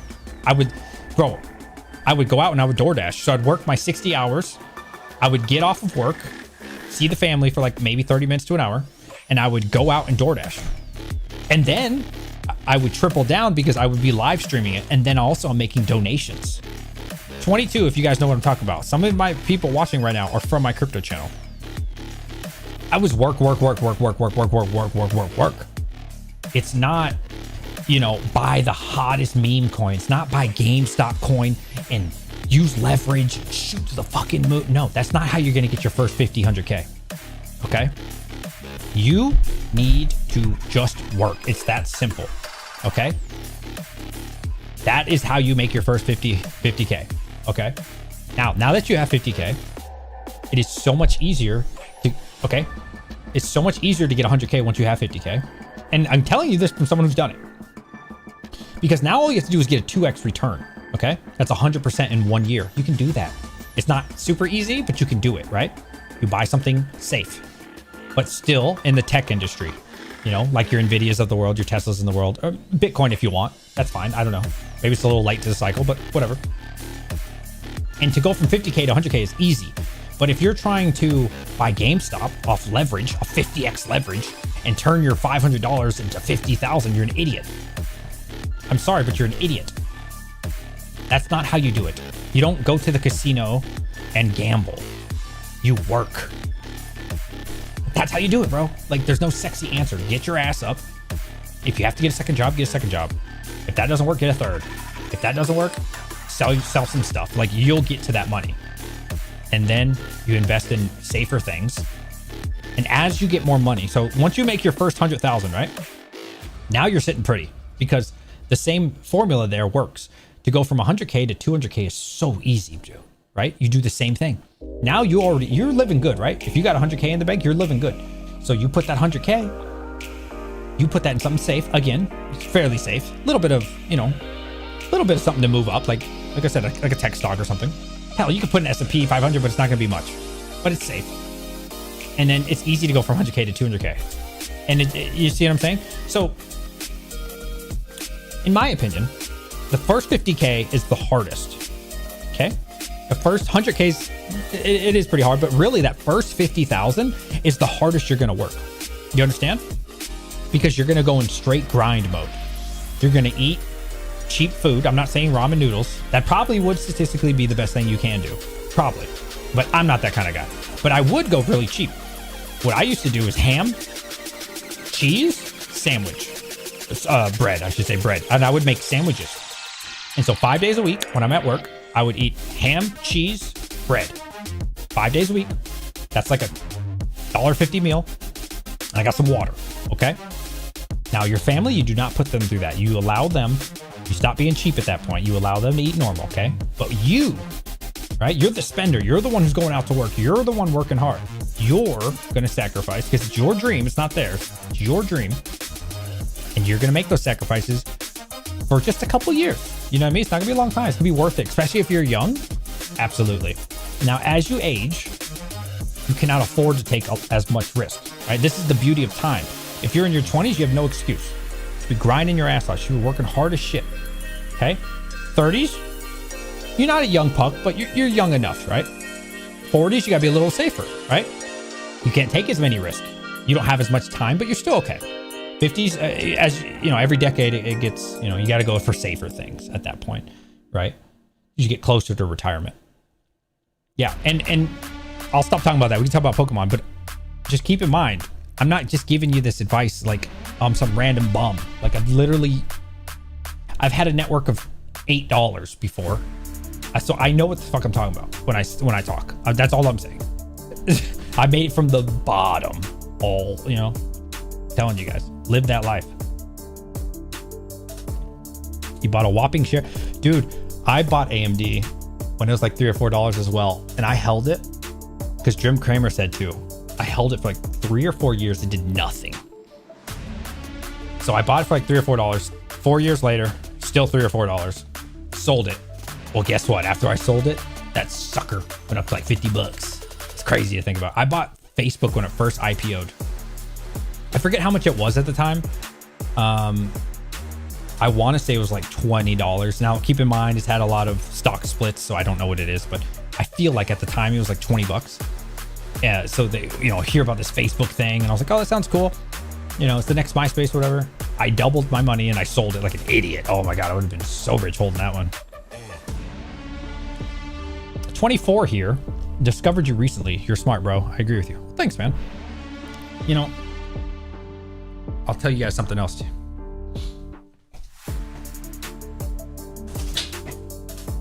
You want to hear a hot take? Do you want to hear a hot take? You're not going to like it. You're not going to like it, but I'm going to do it anyways, okay? Because you're 24 and you need to hear it. There's a person that you either love or hate. I have mixed feelings, but that doesn't matter. So put all your feelings aside when I say this, okay? Andrew Tate. Like or hate the guy, doesn't matter, okay? He said something that always resonated with me. He said, most people are either lazy or they're too, not stuck up, what was the word? Like you know it all. Damn, I can't think of the words that he said. Like your ego's too big. Damn. Sorry guys, I did 13 hours at work today. My brain ain't the best. Damn, what is it called? When your ego's too big and you don't listen to people. No, not narcissist. No, he's not. Egotista. You guys are around the right word. Too, like you have too much pride, but like whatever. We'll say pride, but it's not pride. And he said it's really funny because people will email him or ask him a question. Hey, how do you get rich? And he says, okay, this is how you get rich. Oh, I'm not gonna do it that way. What the fuck? So you're not gonna listen to the person that told you when you ask them, because in your mind, you have a better way. But your way has made you poor. And so it's really interesting. So I always try to think of that. You know, I look at the person that I'm listening to. No, not arrogant might be a right word. I forgot what word he said.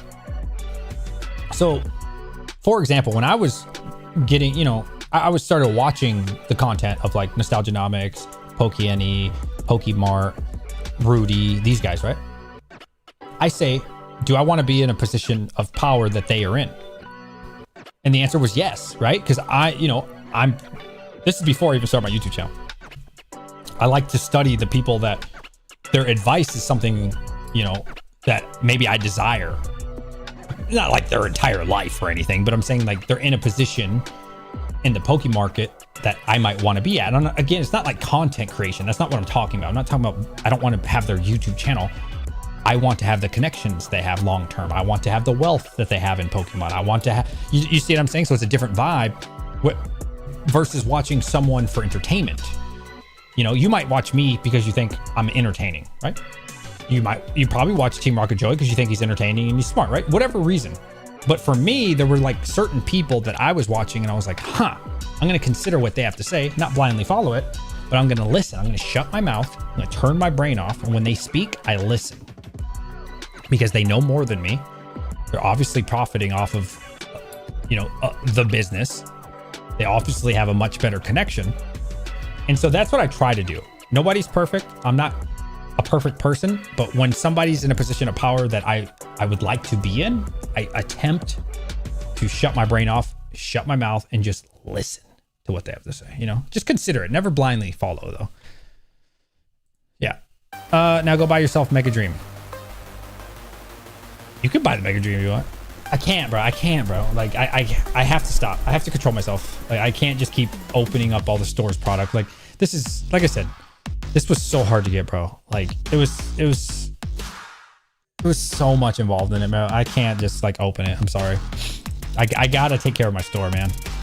Bro, honestly, it feels like lonely being a person who wants to work hard and build a good future. People look at successful people and hate on them and jealous of them. Just how the internet is. Yeah, here's the thing.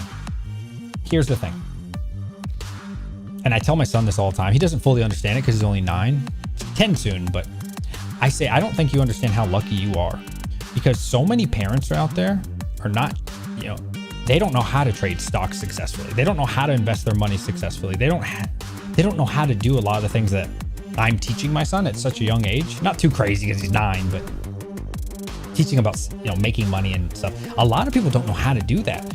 And I said, there's so many lazy people in this world. Your competition is so low. You know what I mean? Like, so you should consider that as well. Like you're saying there's so many lazy people. That's good. That means that if you take school seriously, you do whatever your career is going to be, you take it seriously, bro, you're already ahead of 90% of the other people, because a lot of people are lazy these days, like a lot. So you just being motivated, self-motivated, right? That's what it's all about, is finding that self-motivation.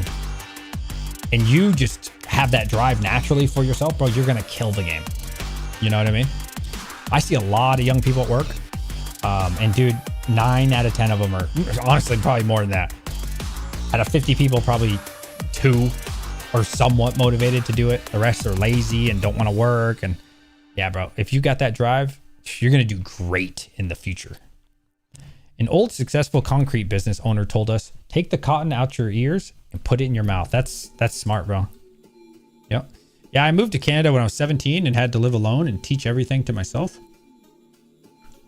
Is Canada the land of opportunity? I've actually never heard somebody say that before. I know maybe it's not true anymore. I don't know, but I know America has always been like looked at as the land of opportunity. I've never heard Canada called that. That's cool though. I'm glad you like it. Start maxing his Roth. Oh, dude, yes. Oh my God, yes. What iFOMO just said. Please, at a young age, the younger the better. If you can start even putting in $100 a month. I know it sounds like a lot. It's not. $100 a month in your teens, in your lower 20s. Oh my God. Literally just $100 a month. By the time you're time to retire, I'd have to look at the calculation. I want to say it's like $2 million. Dude, because what did Einstein say? The most powerful tool is compound interest. So you start super, super young like that, dude, and you literally just throw in $100.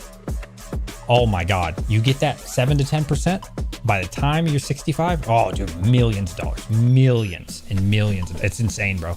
Yeah, compound interest is, and you don't have to do anything. You don't have to be a genius. You don't have to be smart. You don't have to do shit. 100%. I agree with that. And then, now that you know your retirement's taken care of, now you can focus on other things, right? See, I work my ass off at work, and I'd rather put that effort into something of my own. I don't know what I want to do. Well, how old are you? You know, most people don't have it figured out when they're young, bro. You know what I mean? I definitely didn't. I just knew that I wanted. This is going to sound crazy. Judge me if you want. I don't care. Ever since I was like, I definitely 9, but potentially 8. I always wanted to be rich. I remember This is in like Maryland when I was growing up or whatever. I'm not from Maryland, but we lived there a couple years. I was on my trampoline. Dragon Ball Z was super popular. Kind of irrelevant, but whatever. I remember just like sitting on my trampoline in the summer during summer break. Like, how can I become a millionaire? I've always asked myself that ever since I was a child. There was no one who like sparked that interest in me. There was no one who instilled that discipline in me. I would always see, not always, I would see rich people on like the TV or something. And I was like, damn, I want that life. You know what I mean? I want better for my kids. I don't want my kids to go to this and that and, you know, struggle and do this. I always wanted that. And now I'm 36 and I've never like lost that vision. You know what I mean? Never, ever since I was a kid. Always wanted it, man. You just got to make it happen, dude. Like, you know what I mean? But the younger you identify it, the better, because time is your best friend. Especially if you, and here's the thing too, like, sorry to get away from Pokemon so much, but I guess you could relate this to Pokemon sitting on good sealed product. More inherent risk, but that's fine. The good thing is, once you get past like that 50,000, and definitely when you get to that 100,000, again, you just got to grind to get your first 50K, bro. It is what it is. Just work, get a job, get 2 jobs, blah, blah, blah. Work for a couple years. You'll be fine. But once you get past that, you make so much more money while you're sleeping than you do awake. Why do I say that? Okay.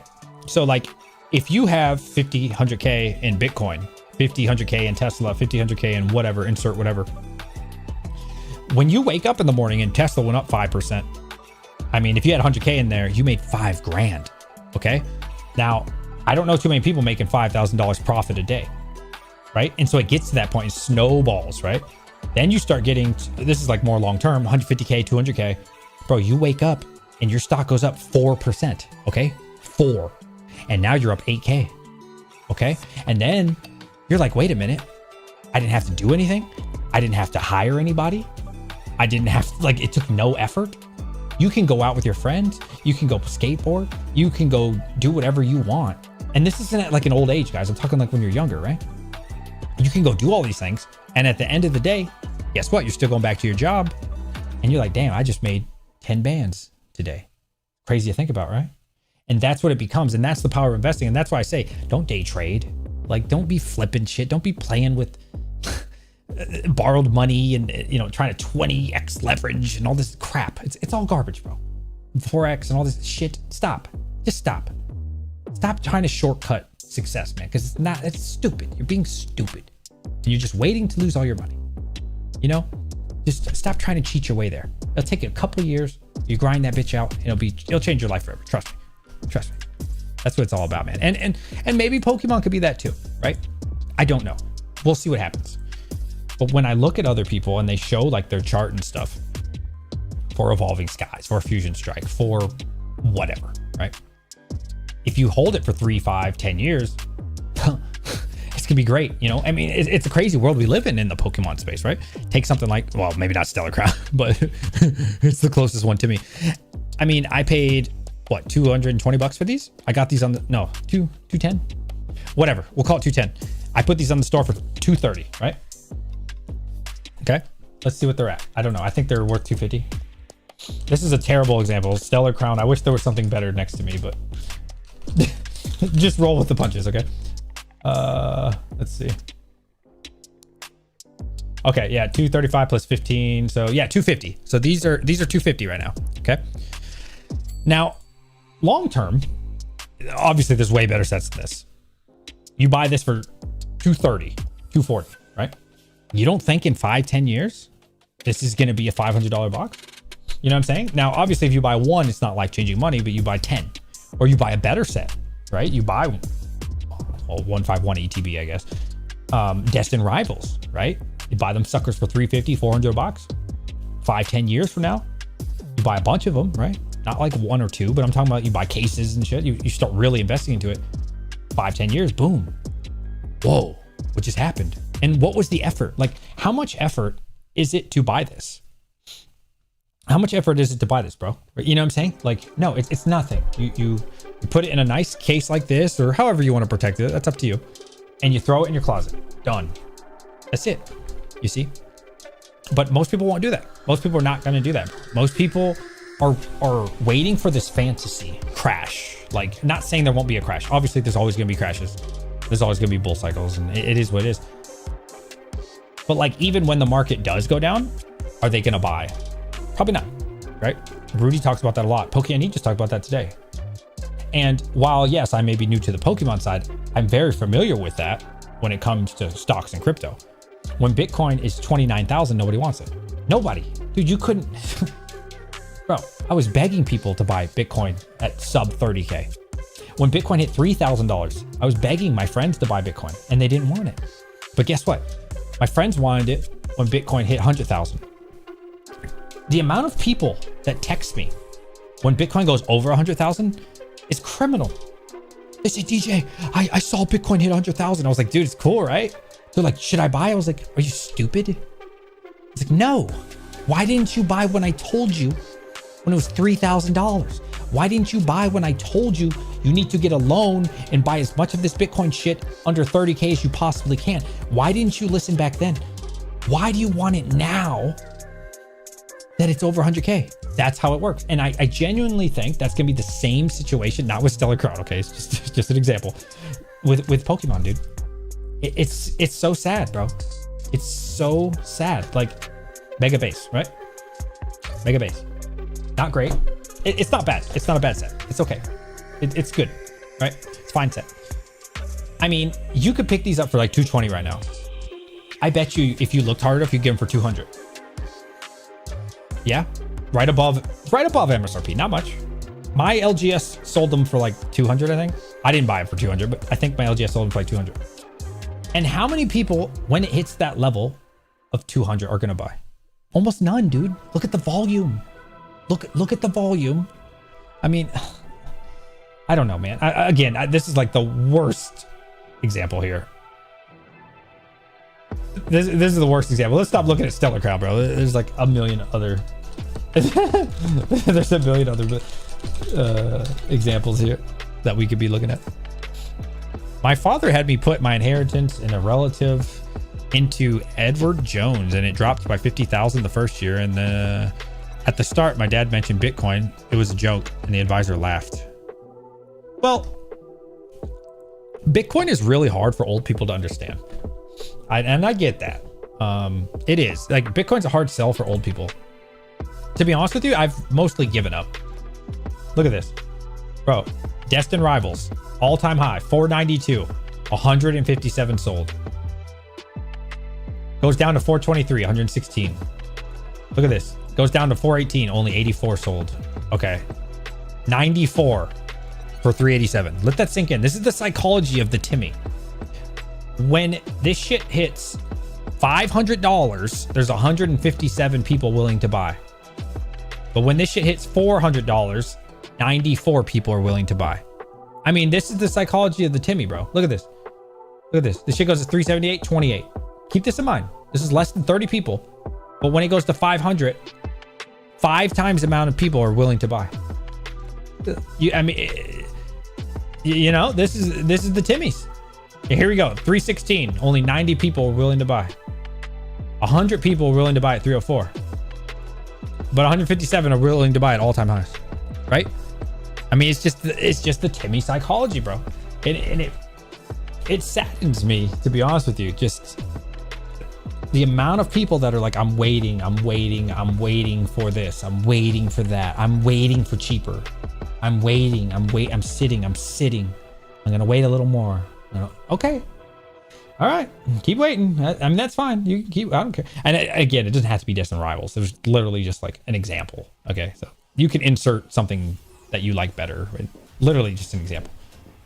It's just a sad world we live in. Yeah. Buy high, sell low. You couldn't say it better than that. That's what people do, bro. People want it when it's high. And when it's low, here's the thing. When it's super high, everybody is begging for lower prices. And then when it hits that lower price, that is when their greed kicks in. Okay. They don't look at it as a buying opportunity. They look at it as, well, could I get it $50 cheaper? Can I get it $30 cheaper than it already is? It's already down 20%. Can I get another 10%? And let's say it even does do that, right? Let's say it's already gone down 20. They waited for another 10% drop, and it does go down 30%. And guess what they're going to do? What do you think they're going to do? Are they going to buy? No. No. We're talking about the Timmies, right? The average person is a Timmy. They're going to get even greedier. They're going to say, oh, shit, this might hit MSRP. Oh, okay. Cool. Yep. It might. It's a sad world we live in. It's a really... It's a fucking sad world we live in, bro. Yeah, it's I don't know. It's sad world we live in. Jumping in and out at the wrong time. Yeah. I just bought 100 first edition Kabuto. Why does everybody keep talking about Kabuto? Let me see. Make sure I'm looking at the right one. Wow. Oh, okay, it said $43 for a second there. Are you talking about this? Or are you talking about like the common card? You talking about the common card? Oh, King. Okay. King Kabuto? Oh, my boy Rizzo with the $5 supporting the channel, keeping the stream alive. Shout out to you, my boy. Rizzo said I got the biggest you know what in the room. Hell yeah. He says I learned the hard way to sell the greed and buy the blood on the streets. Good for you, buddy. Thank you so much for the $5, bro. No way, you're a legend now. Nah, it's a dude buying up all the cards. Oh, yo, Peter Letcher, thank you so much for the kind words that you've been giving me recently. And I also have your, not this exact one. So we did have someone buy one tonight, Red Panda Mining, and he pulled the Mewtwo. Did you guys see that? He bought one off the store and he said, DJ, can you open it for me on the stream? He pulled the Mewtwo. Anybody want to see it? Type 22. If you haven't seen it already, it's pretty cool. I'm not going to lie. I was somewhat of a hater on the Mewtwo. And then I saw it in person and I said, you know what? I am now a fan. I'm not gonna lie to you. I'm actually a fan. It looks pretty dope in real life.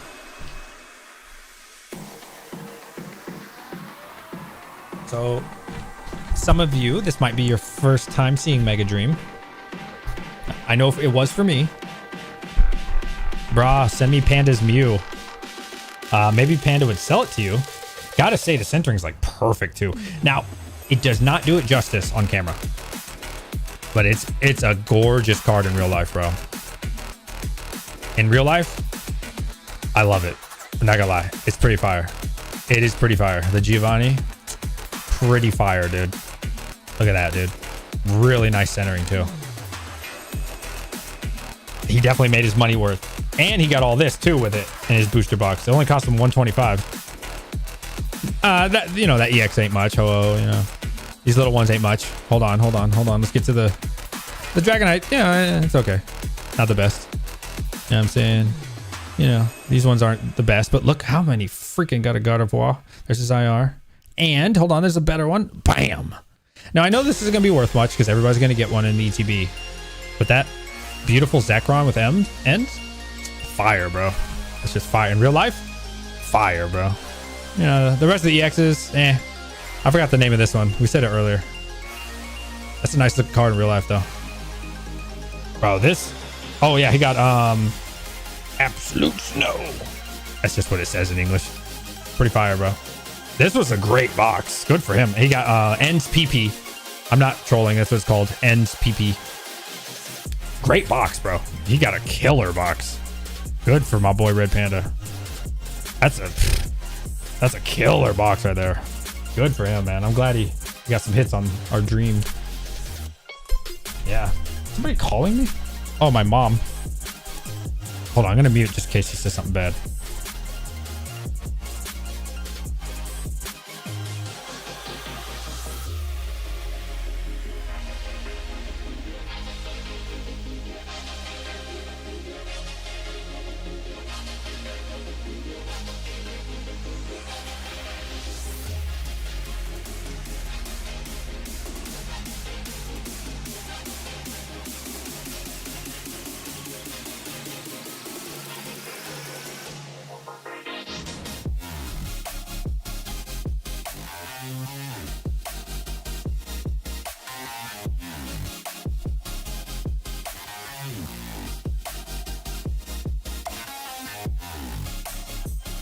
My bad, chat. My mama called. Don't order up the... What? Hold on. Let me see. Oh, okay. Japanese cards always seem to go down when the English equivalent gets released. Well, okay. I would normally agree with you. However, comma, did you guys see this? I sent this to Team Rocket Joey today. Take a guess without looking. What is the price of the Japanese mutant? Oh, I didn't send it to Joey. Who did I send it to? Fuck. What is the price of... Take a guess, guys. The price of Charizard Inferno X SIR is equal or more. Did you know that? Than the English version right now. Look at this. Look at this, bro. Look at that. 530. Currently, the Japanese is slightly more expensive than the English. Now that's unheard of. And it's much easier to get it in Japanese because the cool thing about Japanese is every single booster box has an SAR, which is like an SIR. So, not saying you're going to get Charizard, but you have a chance to. You're guaranteed in every single box to get one big hit. So, I mean, who knows, bro? And here's the thing too. Here's the thing too, guys, with this set. Here's the thing. Did you guys know about the Gengar error card? Type 22 if you knew, 33 if you didn't. Not only is Gengar one of the most popular Pokemon, but in the Japanese version, they messed up and put the wrong language on it. And there is an error card for Gengar. What, dude? Are you kidding me? Long term, one of the most popular Pokemon in history, and has an error out there? Bruh, are you... Isn't it Korean? Nah, I don't think so. What's his name? Talked about it. Can't remember that YouTuber's name. I think he lives in Japan. He has like tons of product behind him. Yeah, I'm just saying, bro. You get that error card. Like, I don't know what the Gengar's at. I can look. Let's see what the Gengar regular is. Mega Dream Gengar SAR. I don't know if they're gonna show just yet. Let's see. Oh, is it not on TCG? It should be on TCG. They have everything else on there. I don't really care for this Gengar. I'm not gonna lie to you. So like the normal version, 510 bucks. Okay. The normal version. Yeah, Chinese. Okay, maybe that's right. That sounds right. The normal version is 500 at the moment. You get that error? Forget about it, bro. I don't know what it is. I'd have to... Don't even know if people are selling them yet. I have no idea. Maybe people know, but... Now, here's the thing, too. And this is just speculation. What if only the first batch, right, got the error card and Pokemon decided to fix it? So now, and again, speculation here. Now, not only do you have one of the most popular Pokemon ever created, and it's an error card, and it was only like the first print run because somebody fucked up. Are you kidding me? I don't know if that's true. That's literally just something I'm just presenting to y'all. But like, why wouldn't they fix it in the future? Somebody accidentally messed up and put the wrong plate on, and so it's got like what Chinese people are saying, right? What if all three of those variables happened? Are you kidding? Do you know how much like the first ones would suddenly become worth if they like fixed it? Again, speculation. That could be completely wrong, right? But crazy to think about, dude. Like, people love shit like that, man. This Japanese set will do well for the next 2 weeks as the English isn't coming out until I think February. So technically it's January 30th for the 2 and 3 pack, but it's not going to matter. That's not going to do anything, bro. Like, the 2 and 3 pack's a joke. And then the middle of February is when the ETB releases. And then in April, we see the booster bundle. Bro, I think it's going to be insanity. Insanity. Like, it's gonna be crazy, bro. Like, getting product is, I don't know. A lot of, I saw Pokemon E today. He's thinking $20-$25 a pack. $20-$25 a pack for English. Oh, that's crazy to think about. I don't know. Who knows, right? I would be shocked if it's anything under 15 a pack at first. Until like April or maybe even March, but who knows? Next 2 months. I meant say 2 weeks. Yeah, dude. Yeah, I mean, here's the thing too that's going for the Japanese. If it's anything like Inferno X, and understand this, Inferno X, the market was much stronger than it is now. Okay, people were very bullish on Phantasmal Flames before it came out. Up until like a week before, that's when it kind of started to die out. But that box went up to 160, 170. So like at first you could get Inferno X Japanese booster box like 125, 130. Then the Charizard came out. It appreciated in value instead of going down. And then, yeah, they charged 140, 150, 160, 170. So like you would think the price would go down, but it only went up for sealed. And then so the person that I bought from, this doesn't mean that all people are doing this. This is just what they've told me. They've actually already raised the price $3. So I won't be able to sell these again for 125. I can tell you that right now. It's just not going to happen because my price already, and I haven't checked today, but as of yesterday was raised $3 because they know the hype is there. And there's still a lot of people who don't know about the error card. Although I'm so glad I got 8 bundles. What percentage in tariff did you pay? I paid, I believe it was 18.5%. Yeah. The thing is, there's no like, I could be wrong on this, but from my understanding, there's no like set tariff. It changes. It's like variable, man. It's annoying. 18.5%. Yeah. So you can call it 20% if you want. You also got to factor in shipping. You also got to factor in wire fees, risk, but that, you know, risk is not really a price, but yeah. So people say this all the time. This is funny to me. MSRP is $50 on them. Okay, sure. Yeah. If you're in Japan, it's $50. Now, how do you plan on getting it to the States? How do you avoid the tariff? Okay.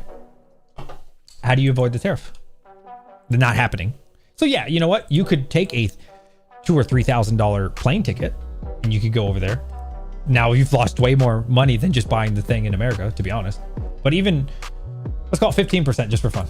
$50 times 15 is an extra $7.50. That's $57.50 with no shipping, with no paying the middleman, because the middleman are the people selling it to the Americans. No wire fee, nothing. Oh, my boy Winston supporting the channel. Thank you. With the $2. He says Mega Charizard English version hides Charmander. Very true. Yeah, very true. Not wrong. Not wrong at all. Yeah. I was planning, thank you so much for the $2 donation. I appreciate you. I was planning on having a big opening with my friend, but I'm thinking I should just keep everything sealed and forget about it.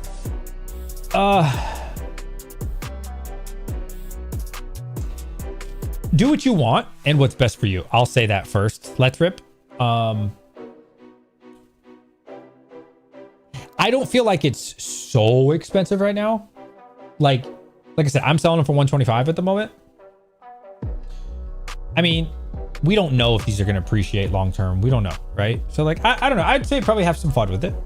You know what I mean? Have some fun with it. Why not? Yeah. I mean, for me, it only went up $3 so far. Who knows? Could be another $5-10. But it's cheap enough, right? Like, it's cheap enough. Like, I know it is expensive. Yes, sure. A lot more expensive than it used to be. But compared to English, it's still significantly cheaper. It's less than half the price of an American one, booster box. I don't know. Have some fun with it, man. Have some fun with it. I still like the English Mega Charizard 109.94. It has awesome hollow texture effects. I have not seen it because I didn't open. I mean, I did. I opened a lot. I didn't get any. Woohoo! I didn't get anything good, man. Why ain't get nothing good, man? None of my friends hit. Well, I take that back. One finally did hit a Charizard. He only opened like 2 ETBs in a pack or something. And I opened it over 3 booster boxes, like 3 ETBs, countless packs, and didn't get it. But yeah, it always happens like that, man. Like there's always somebody. Day one, when I went to Best Buy for release, and they only gave you 1 or 2 packs, I forget. And one guy there got Charizard first try, first pack, bro. He goes, "Oh, Charizard!" I was like, "What the fuck, bro?" Crazy. You will soon, honestly, bro. I can't keep opening up the store's inventory, bro. Like I want to, but like I'm very serious about this business, man. I really want this business to excel. And you know, every time I open it, I'm just stealing from the store, you know. So I've done really good job lately. Really good job. Like not, well, ever since the launch anyways, I'll say that. I didn't do good at launch. At launch I opened up a lot. I opened up 3 single packs from Walmart. Sloth, did you buy any Pokemon recently? Good to see you around here, buddy. Oh, he retracted. Yeah, I'm trying. How long? Let me see. So I don't have work tomorrow. I'm so excited. That's why I decided to stream. So tomorrow's video, let me think. What should we do a video on? I think I'll talk about I think I'll talk about getting Mega Dream. I should get the other half of my shipment tomorrow. Well, the reason I don't have work and kids don't have school is because of severe weather warning, which is a joke, bro. We're getting 1 to 3 inches of snow. Bro, 1 inch is like this, 3 is like, oh my god. It's funny, bro. It's funny because I used to live in upstate New York right before this. Bro, when there's 1 foot of snow, I'm not closing down school. The only time they'll delay school is if it's like closer to 2 feet. So like 2 feet and up, you'll probably get like a 2 or 3 hour delay. That's it. You're coming to school. You're getting your ass to school, bro. It has to be like a blizzard. We're talking 3 or 4 feet. You guys ever got a 4-foot blizzard? I got 2 in 30 days. So I'm about 5'10". So the 4 foot's about, I don't know, like here. Yeah, bro. My entire house covered in the shit. It took me 3 days to get us out. It was crazy, bro. Crazy, bro. Nobody coming to save you. You gotta dig yourself out so you get back to work Monday. Crazy, bro. I don't know if you guys ever been in a blizzard. Same thing happened to me when I opened my store. LOL. Good way to keep yourself from opening sealed. Oh, nice. Where do you? Well, you don't have to tell me exactly if you don't want to. Congrats on your store. I stopped opening packs after a couple bad openings. Not worth opening packs. I've had a lot of bad openings. If that's happened in the UK, the whole country would fall. I used to live in the UK. That's funny you say that. I used to live, well, it's Air Force Base. I used to live in Lakenheath, if you ever heard of that. I found that buying the chase card saved me more money. Yeah, for sure. Buying the chase card is 100% the smart idea. That being said,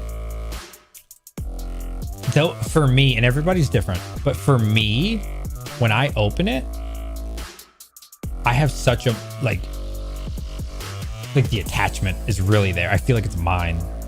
When I buy it, for me at least, it's easier to get rid of.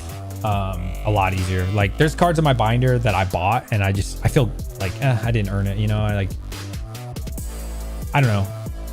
It's definitely better to buy the card, but I love to pull the card, man. Like then the memories, man. And that's bad. That's a bad thing for sure. Like it's definitely better to buy. How do you pivot your business? What have you learned? What was one hard lesson you learned? Totally sucked. Okay.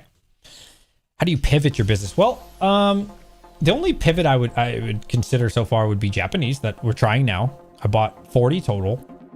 20 came in today. I'm testing it out. See if people like it on my store. So that's a huge pivot for me. You would think it's the same because it's Pokemon, but I felt like this was like the best opportunity for me to get into Japanese. Like there was literally nothing to look forward to until basically the middle of February. So I just felt like it was now or never. This is a great opportunity for me. Some other things I tried to pivot in, which have not worked. Magic the Gathering. And that's not my fault. I bought it for a good price, like basically MSRP. all the magic that I have probably 12 to 15 cases of magic right now. And then the entire magic market collapsed because magic, Hasbro is an idiot. Bunch of idiots running that company. They're fucking stupid. So I'll just hold that until it appreciates, to be honest. You know, that's the good thing about cards. You can just hold them, and as long as it's sealed. Loose cards are a lot more risky, but like sealed product, hold it, and eventually you'll make money. So that answers your second question. Yeah, the magic thing has sucked because that's tied up some money. Maybe a video on that. I feel like I mentioned that in my recent video. You saw the opportunity, you ran through the problem. Not a way. Yeah, true. I feel like I mentioned all this though in my I don't know if it was my most recent video or the one right before that. Yeah, what I learned after 100 orders of Pokemon was in that video. Like my pros, cons, failures. Yeah, I get that. There's nothing better than pulling the cards yourself, getting the thrill of the chase. Yeah, that also destroys your bank account. February, hurry. Yeah, like, honestly, if Phantasmal Flames would have been a bigger set and a more successful set, I don't know if I would have gone into Japanese. I really don't.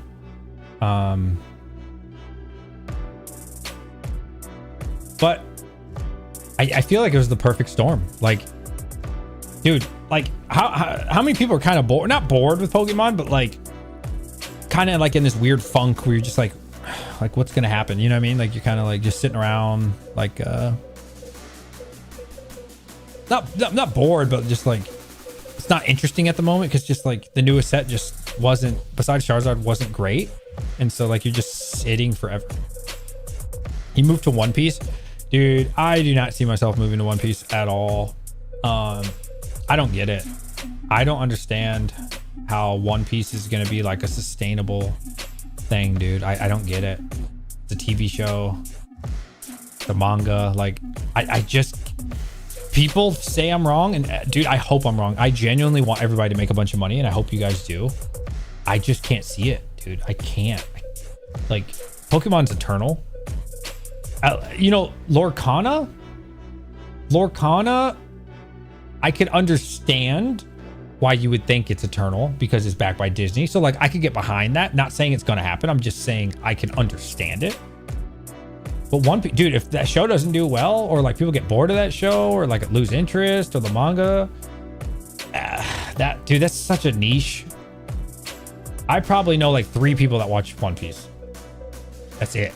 Like, I don't know. It's definitely a lot of hype. I think the highs are going to be super high. I think there's a lot of money to be made. I'm not saying that there isn't. But for me, the risk of like, bro, like the highs are going to be phenomenal. But the lows can just be detrimental, dude. Like we all know Pokemon can recover, right? Pokemon, let's say we go into a bear market right now. It's fine, right? Don't you guys agree? Like it will be fine. Long term, doesn't matter. I can't say that for One Piece, man. It hasn't been around long enough. Not the show, but like it's such a small game. And is it even a game? I don't know much about if it's a game or not, but I don't know, man. For me, it's a lot of risk, dude. Like I'm thinking the downside potential, bro. Like I don't know. Like Pokemon's already the best TCG. Like I'm good there. I'm only focusing Pokemon for my store.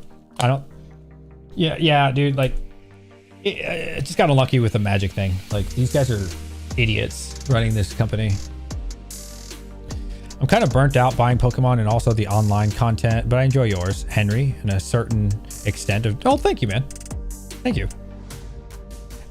I really would love to open more Dream, or any Dream, but gotta control myself. Pokemon is very big in countries where cars aren't available. Or, oh, really? How do you make content if not opening and not just wanting to talk like you do? Let me reread this.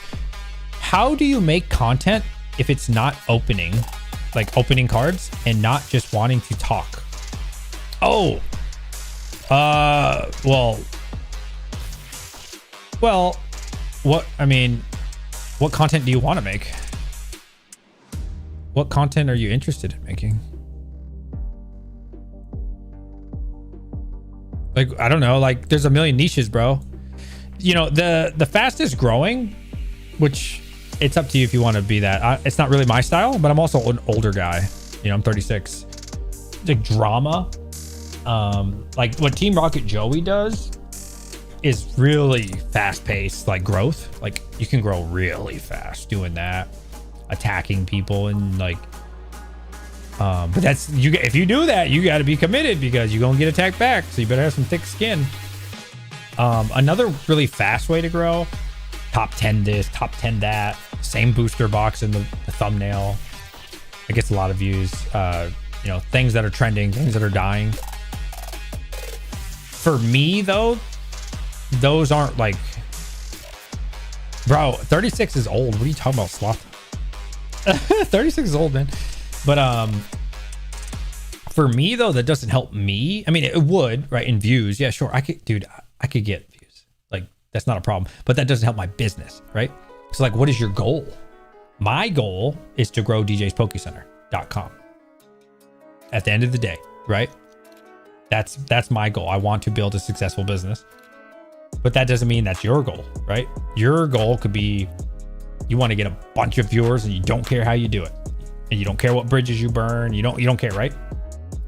Or your other goal might be you want to get as big as you possibly can, as fast as you possibly can. And you do a bunch of top trending crap, this, that, right? You can do those things. So I don't know what your goals are. You need to first identify what your niche is going to be, because like I don't like watching people open packs personally, unless I'm like a live stream hanging out. Like that's fine, but like I'm not gonna watch a video of people opening packs unless it's extremely highly edited and it's straight to the point. Like a short, I can do a short. If you're opening up Mega Dream and you just got, you just go straight into it. There's not a lot of talking. You just show me the good stuff. I'm good with that. But like if you're gonna sit there for 15, 20 minutes, that's not really the content I like. So I would assume if I'm like that, most people are also like that. So if you commit to that kind of channel, you're going to confuse your audience if you like start talking about investing and then you go back to opening packs, right? So yeah, pick your niche first. Identify your niche. Whatever you want to be in the Pokemon world. Do you want to be the good guy? Do you want to be the nice guy? Do you want to be the family guy? I keep my channel like PG-16, I'd say. I know that's not a real thing. I'm like, but I'll curse too. I don't care, man. I don't give a shit. But overall, I'd say we're fairly kind people here on the channel. We're pretty nice, but we also get a little crazy. You know what I'm saying? But so identify that like immediately, like what you're trying to do. I would say, for sure. Yeah, I would definitely identify your niche, and then, look at some of what your competitors are doing. So like my niche, the top dog definitely is Pokene, unquestionable. I don't think there's Rudy, but then Rudy also does, all these other cards, like Weiss, One Piece, right? So I don't really want to put them in the same category, I guess, but so I guess for Pokemon, it would be certainly Pokene. After that, second, third, fourth, fifth is hard to say. I would say like Nostalgia Now is definitely up there, but he's also not just the business side. He's definitely investing side, 100%. But my niche is really small, right? Like this is probably one of the smaller niches you could get into is a business side, because there's not many people interested in creating a business, So it's definitely a smaller subsection for sure. But, what I've learned on YouTube, as someone who's had many YouTube channels, if you get a good niche, bro, like you don't need to get tons of views and stuff. I mean, honestly, you'll make most of your money not from YouTube ad revenue. So like my old channel, DJ Minds, most of my money came from advertising. So like I would do a sponsor deal, 50 ads for $5,000 or 20 ads for like 2,000, maybe 2,500 during the bull run. Bull run's always more expensive. Advertisers have more money. And then like on each one of those videos, I throw in like a 30-second ad, right? Something like that. That's where the money is. And this niche, You could do that. I probably don't see myself needing to do that. But more of like, hey guys, check out djspokecenter.com. Maybe somebody comes in and they buy an ETB. You see? So like, while the views aren't great, while I'm not going to get a bunch of subs, that's okay. You know what I mean? Because I don't need YouTube to be that thing. I would like the business to be the way that we make money on DJ's Poke Center. Does that make sense? Who's the chick that calls people Timmy's? Yeah, that's Kira. Yeah, I like her content. Yeah, for sure. Yeah, and that's a good way to grow too, to be honest with you. If that's the content you want. But look, I could do those things, but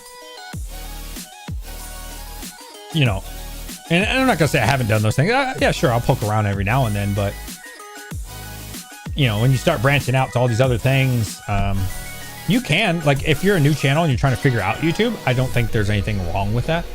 Like, there's nothing wrong with making an investment video if that's what you like, and then you know, you do a couple of those, you figure out you didn't like it, because it doesn't really matter. Nobody's gonna watch your channel anyways when you're new. And hell, I'm still new, so you know, in comparison, like, this channel is like nothing compared to my last couple, right? Which is fine. I know that. I come into the game knowing I have to put the work in, right? So just come into it knowing like it's okay to experiment, but just kind of figure out like what you want to do at some point pretty soon, pretty early on if you can. Yep. That's what I would say. DJ Minds. Before that was DJ Waters 22. Oh yeah. DJ Waters 22. You didn't know about that, did you? Oh, dude, I used to have like almost 15,000 subs. Oh, I haven't made a video on this channel in so long. A lot of people unsubbed. Look at me back in the day, boys. What's going on, everybody? We're out in Seoul again in Itaewon. I'm with my friend. We're about to go to PC Bong, and we're gonna go check out StarCraft. Oh, this was like when I was figuring out how to do YouTube videos and shit. This is, I lived in Korea. The good days. Camera sucked. Even has taco. I was young, dude. I was probably, this says 10 years ago, so maybe even 11. Oh, dude, I was a young pup. Terrible camera, terrible mic. Acting like a bitch right here. Didn't even finish his drink. Went to the PC Bong, living in Korea, bro. I was living it up. Some of my Korean friends whooped her look how blurry this camera is. We didn't even focus it. It was focused on cars. You know what I'm saying? Just get started, bro. It doesn't matter. ass. And all in all, it was a really good time. We ended up playing League of Legends, you know, the casual game. Yeah, you know what I'm saying? And then like look at this one, bro. You just never know on YouTube. Like, this one got 335,000 views. Garbage ass video. What is going on, everybody? It is your boy DJ Waters 22, and today I'm going to be giving you 15 I was overseas living in a 6-man bunk. tips for new Diablo 2 players. How garbage this is, bro. You want to have the bare minimum, the highest 335,000 views on this garbage. Affected. You just never know what's gonna hit, bro. Put these into the queue. Just do it, bro. That's what I say. Just make your channel, bro. You'll find somebody that likes you. I'm telling you, you can make garbage content like that, bro. It don't matter. Just the most important thing is to be consistent. The best mic. That was gaming. Yeah. Dude, the advertisement, dude, on 335,000 views, probably made like a couple $100, if that. It doesn't pay shit in the gaming world. Terrible. But you know what did come from that? Back to my point, a Blizzard Entertainment sponsorship. Yeah, that was a Blizz source. Yeah, hell yeah. Yeah, so I used to work with Blizzard Entertainment. They reached out to me. They saw my YouTube channel. This is, again, a long time ago, bro. Before Diablo 2 Resurrected came out.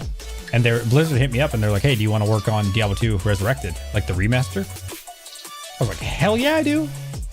So I signed a lot of NDAs, so I can't really talk about everything. Or I'm not supposed to talk about any of it, to be honest. So I won't. But I had a big part in attempting to make Diablo 2 Resurrected a lot better. So you just never know, bro. Like, you know, and that's where the money is.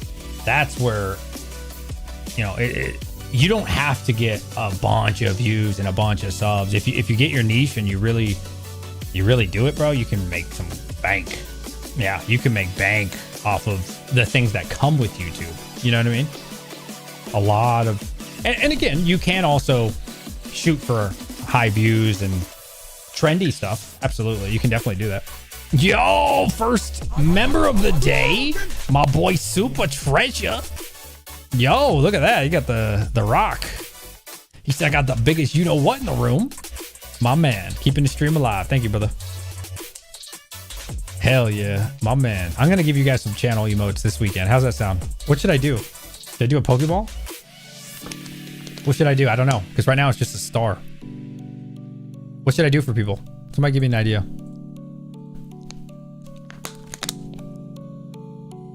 Somebody give me an idea. Somebody give me an idea, bro. What would you like to see? Since I think I only have 2 members total. You tell me. I'm pretty sure I don't have a lot of members, so I want you to tell me. A Metagross? It's too small anyways. Oh, he's got a new order. Let's see. Was that any of you? If that was one of you, let me know. Oh shit, we got 3 new orders. I didn't even notice. Hold on. Oh shit. We might be, are we getting close to selling out now? Let me see. Yep, he's got 3 more orders. Yep. DH? Is that any of you DH? Initials DH? Shout out to my boy DH. You ordered 2 a few hours ago? Did you want us to open on stream or do you want it sealed? You're a member on your other account? Well, thanks, man. Do you want me to open it on stream or did you want me to send it to you? You let me know. Sealed? Smart choice. I respect it. And like I said, if you open it with your kids, bro, guaranteed something big, which is cool. Which is a good feeling. It's a great feeling. Compared to fucking, like, dude, you give this to a Christmas gift? I mean, if your kids are young, if they're older, maybe not, but if they're young, they're going to get 1 big card and it's going to be worth, I don't know, 40 bucks at least or something. That's a good feeling. As opposed to giving your kid a bunch of English and they open it all up and they get nothing and they're like, Merry Christmas, right? I get it. It's a cool vibe. When you get monetized, I'm already monetized. Will you be making the most from ads? I'm already monetized on this channel. Isn't that the highest paying YouTube monetization? Yeah, so finance space is definitely pays way better. For sure. So like, okay, so my gaming channel was the first one that was monetized. Terrible CPM, RPM, right? That's how you get paid. So you get paid, what? I forget which one. One of them's every million, one of them's every 1,000. But whatever one is every 1,000, we'll call it RPM. So the RPM on the gaming side is like every 1,000 you get like $3, bro. It's terrible. It's really bad because there's a million people making that same content and advertisers don't have to pay a lot. Fast forward to DJ Minds, my crypto channel. Whoo, it's not quite as good as like finance, but it's up there, bro. Like every 1,000, bro, I probably $10 to $20 every 1,000. And again, on the gaming was $3. I've had videos that are up to $30 for every 1,000 views. So, you know, on DJ Minds, dude, I only had to make $100, bro. I only had to get like 3,000 views. You know what I'm saying? You didn't have to be this huge YouTuber. You just, like, you were making money, bro. Just a couple, dude, 500 views, you're doing all right. You know what I'm saying? You're getting $20 for your time. That's very unheard of. Now, oh, yo, shout out to my boy Shrey, keeping the stream alive. $2 Canadian. Thank you, brother. Thank you, Shrey. Much love to you, my friend. Everybody, please like this video and heart his comment. Thank you, both of y'all. Appreciate y'all, man. Much love. Shout out to Canada. So then fast forward to this channel. I think we're up to like $170 so far. I can already tell it's not as bad as gaming, but it's not anywhere near finance and stuff. So you've tried setting up at card shows. So Joey asked me this. Nah. No. The 51st state.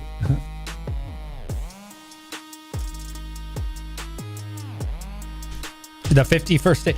No, dude. I don't think shows are for me, man. Like, you know, Pokey mentioned this in one of his videos recently, and it already like confirmed something that I thought and I had been saying, but it's easy to lose focus, you know? So it's like, do you want to sell Pokemon or do you want to make a Pokemon business? Because these are 2 different things. So in my situation, the answer is I want to make a Pokemon business. And yeah, I guess you could call it a Pokemon business, sure. But like what I'm trying to do is sealed product. And so like me selling these singles, buying some singles, dude, it's just not worth my time. You know, it's not helping me complete my goal. Does it make money? Yes. Is it quick flip? Yes. But that's not my goal. My goal is to sell product on my store, not on eBay, not in person. You know what I'm saying? So my goal is this way, and I'm trying my best to not steer that way. So it's just a distraction. So no, I have not. Why unsubscribe if it's not because their content is popping up and annoying me? Why unsubscribe from someone who isn't even posting?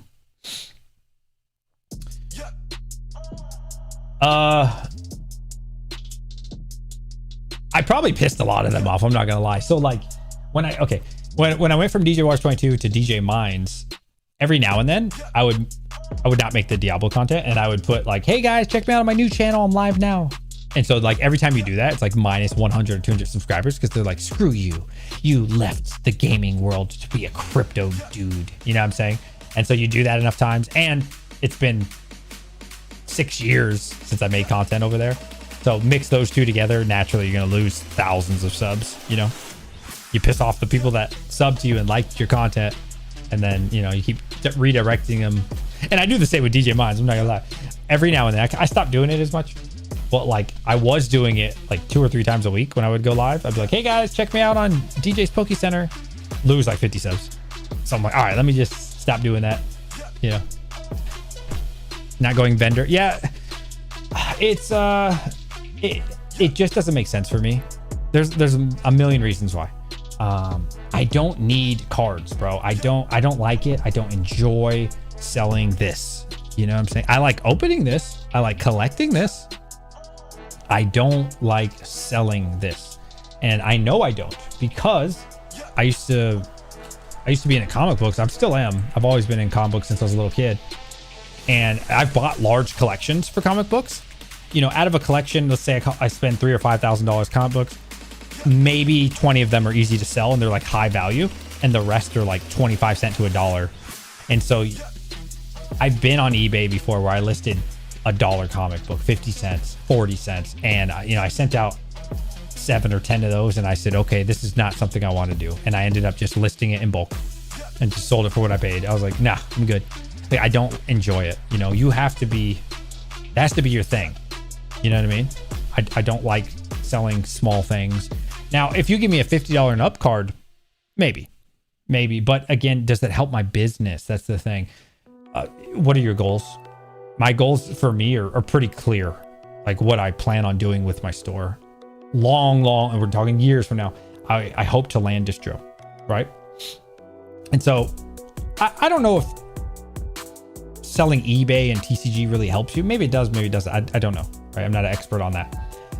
But I want to say, hey, I did 6 figures in the last 12 months.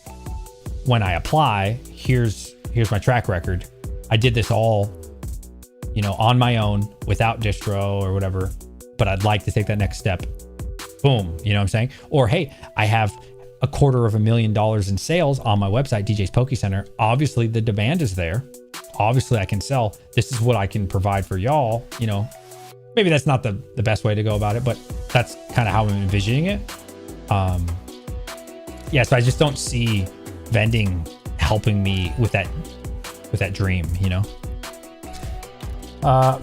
Yeah, how do you make money selling $1 or $2 cards? Well, that's the thing. It's a volume game. There's a lot of people who make a lot of money doing it. There's people who make millions, literally millions of dollars selling bulk. A lot of people. Now they have machines, they have employees, they have warehouses full of this shit. But yeah, you can make millions and millions of dollars. Absolutely. Do you scan your singles? For what? What do you mean? Like for eBay? I the only thing I've sold on eBay is 5 graded cards. That's it. And they were all like over $100 for sure. Probably like most of them $250 and up. Yeah, not a fan. Yeah, I'm doing Shopify. Okay, here's the thing. You might want to consider what PokeNE says and not go Shopify. I went Shopify. He recommends, I believe it's called Wix. So do consider that. Do consider it, because Shopify is, bro, they closed my store twice now. No. I'm sorry. They closed it once and threatened a second time. To be fair, the first time was silly.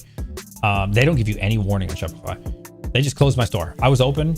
I think we're on day number 3 and they closed my store for 6 days. I've only been in business for like a little over 2 months, right? So 3 days in, I'm super excited. Probably made $4,000 in sales in a couple days. Instantly cut my store off. Didn't tell me why. Just says, oh, you broke our terms of service. I'm like, okay, well, what does that mean? So I looked at the term of service. Terms of service is 125 pages. That's what they tell you. No, you broke our terms of service. Okay. So what did I find out? Okay. After about a week complaining, going on Twitter, blah, blah, blah.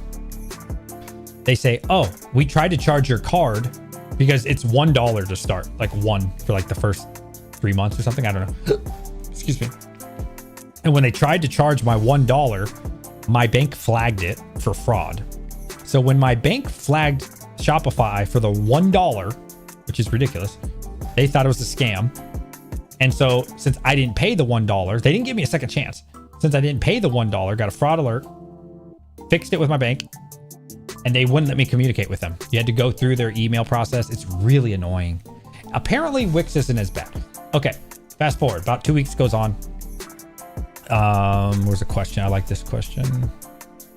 Somebody asked a good question. Where is it? We'll get to this one in a second. So about a week or two goes by. Things are going well, right? We're doing great on the store. I get these warnings that says, hey, we need evidence of every product that you're selling on your store. Okay, now this is complicated because I don't have distro, right? So how do I get a lot of product? I have to buy off of Facebook Marketplace. Now, when you meet up with someone at Facebook Marketplace, you don't have maybe you have a receipt, but most people aren't going to give you a receipt because it's got their name on it. Or did they even keep it? You see what I'm saying? Most people don't even keep their receipts, but they're not trying to give you the real name and shit. Fair enough. They're a stranger. So I'm like, oh my God, right? Thankfully, I did have evidence for some things. So at the time I had like 25 or 30 things on my store and they want me to show evidence of every single one. So I'm like panicking. I'm like, oh my God, dude, I used to buy collections for $20,000. How do I prove that? You know what I'm saying? I bought that off Facebook. It's all legit, it's all real, but they need evidence that it is real. Okay, so I took all the evidence that I had and I provided that. And honestly, it wasn't close to everything. They took that and they said, okay, you're good to go. And they haven't bothered me since. We've been smooth sailing for like a month and a half now. So, yeah, it's as someone who generally can't get things for MSRP, it's a challenge 100%. And Shopify by far is the strictest. So if you're getting your product from Target, Walmart, you have receipts. If you're getting your product from distro, you have receipts. If you're doing what I'm doing, Facebook Marketplace, Discord, be prepared to prove everything you have because they will very early on in your store. So yeah, that's the only reason I say Shopify's fantastic. Like, you know what I mean? It's got a good name on it, but they're also the strictest and you got to be careful. Okay. Martin says, what are your goals for your business? Good question. Short term and medium, keep getting product out, keep selling on the store. Super short term, we're trying this out. We just got Mega Dream into the store, $125. Hopefully Japanese goes well. We're doing pretty well. I think we're about halfway sold already, which is great. I put it up a couple hours ago. Just keep getting my sales up. How's my Mewtwo? Oh, dude, your Mewtwo is gorgeous. So if you guys don't know, Red Panda Mining right there. He paid for one of the boxes and he wanted me to open it for him. Where is it? Oh, your Mewtwo's looking great, buddy. This thing is gorgeous, bro. This is gorgeous. Gorgeous card, man. Gorgeous card. Looking good. Look at that. It's looking good. Yeah, look at all. This is all your hits, bro. From your booster box. That's insane, bro. Yeah. Yeah. So short term is, medium term, getting more inventory. The most challenging thing for sure, if you're going to start, if you're choosing sealed, you're definitely going the hardest route that you could go. The easier route is singles, right? Anybody can get singles from opening packs, going to card store, whatever. It's really much, much easier to get cards. And it's also a much lower entry point as well. So I'm not going to recommend most people, probably really anybody, go sealed first. I'm sealed exclusively. I like sealed. You know, because the thing is, you can't get product for a good price 99% of the time. So to get product for an okay price, you're never going to get it for a good price, but to get it for an okay price where you can turn a little bit of profit, you're going to need money. And so if you don't have startup money, I would not recommend it. Now, again, if you're doing this, right, singles and, you know, TCG eBay, you know, I think you can start with a couple $100 or something. I mean, I wouldn't recommend starting with a couple $100, but you could. Yeah, but sealed is like much more difficult, bro. Like, you really got to be a sick, twisted person to start with sealed, and probably kind of an idiot. But here we are. Usually it's an automatic trigger if you push your website live without doing. Yeah. They want. Well, the thing is, apparently there was some big lawsuit. I don't know if it was Shopify or who it was, but there was a lot of fakes on Amazon. I know about that. And so that was a really big thing on Amazon. Before anybody could sell on Amazon, then it was just a bunch of fakes and people are getting sued. And again, I don't know if that happened on Shopify. So now they're very strict about like, where is your product coming from? So you will certainly get in, not interviewed, but like checked very fast. How much sealed inventory do you think you should have before trying to sell it to ensure you maintain it? I would not sell sealed product. If you don't have, dude, like I said, I'm not going to recommend somebody gets into sealed product. Like, I think, to be honest with you, sealed product is more like end game stuff.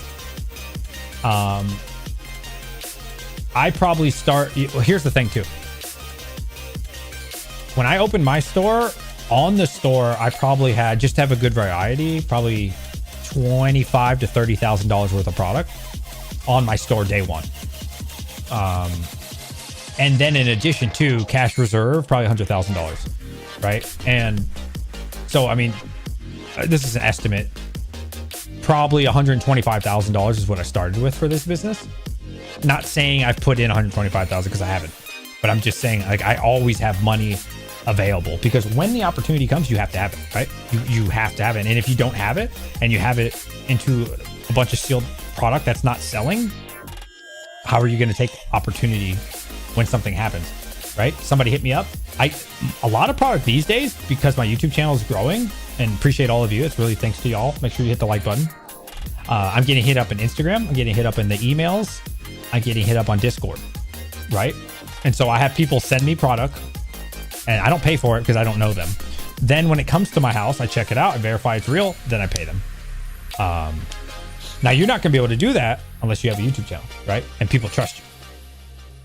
So that's been not a huge avenue, but it's definitely been there. And my point is this, of why you need cash available.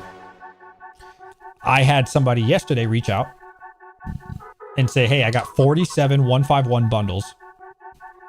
They sold to me for an okay price. It's not great.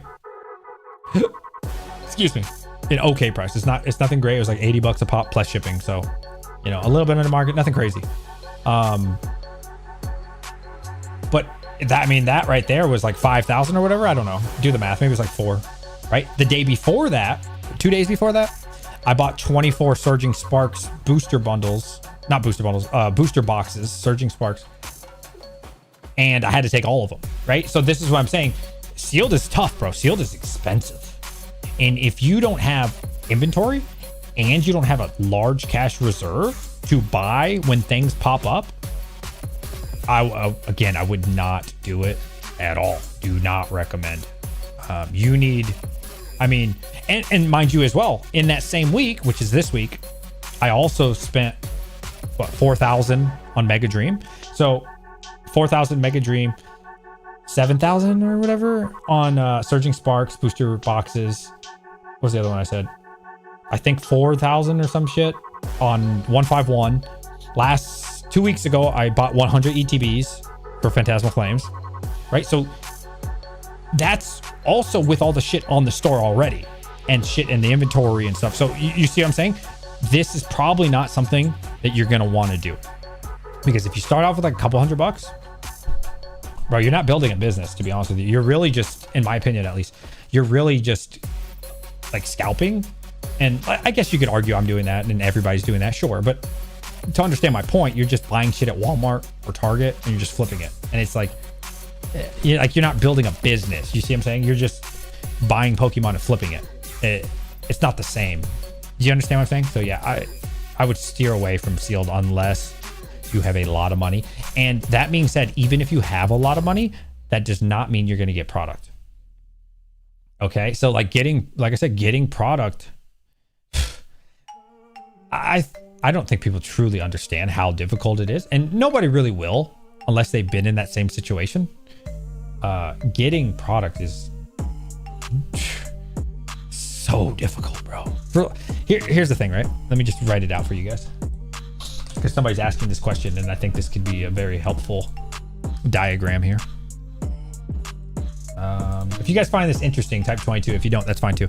So, right, MSRP, like this is what you want to sell at, right? Like this is what everybody ideally would sell at. This would be like, what collector doesn't want us to pay this, right? Everybody wants to pay that price, right? Not going to happen 99% of the time, but that's the goal. Now, how can you sell for MSRP? Well, you have a distro, okay?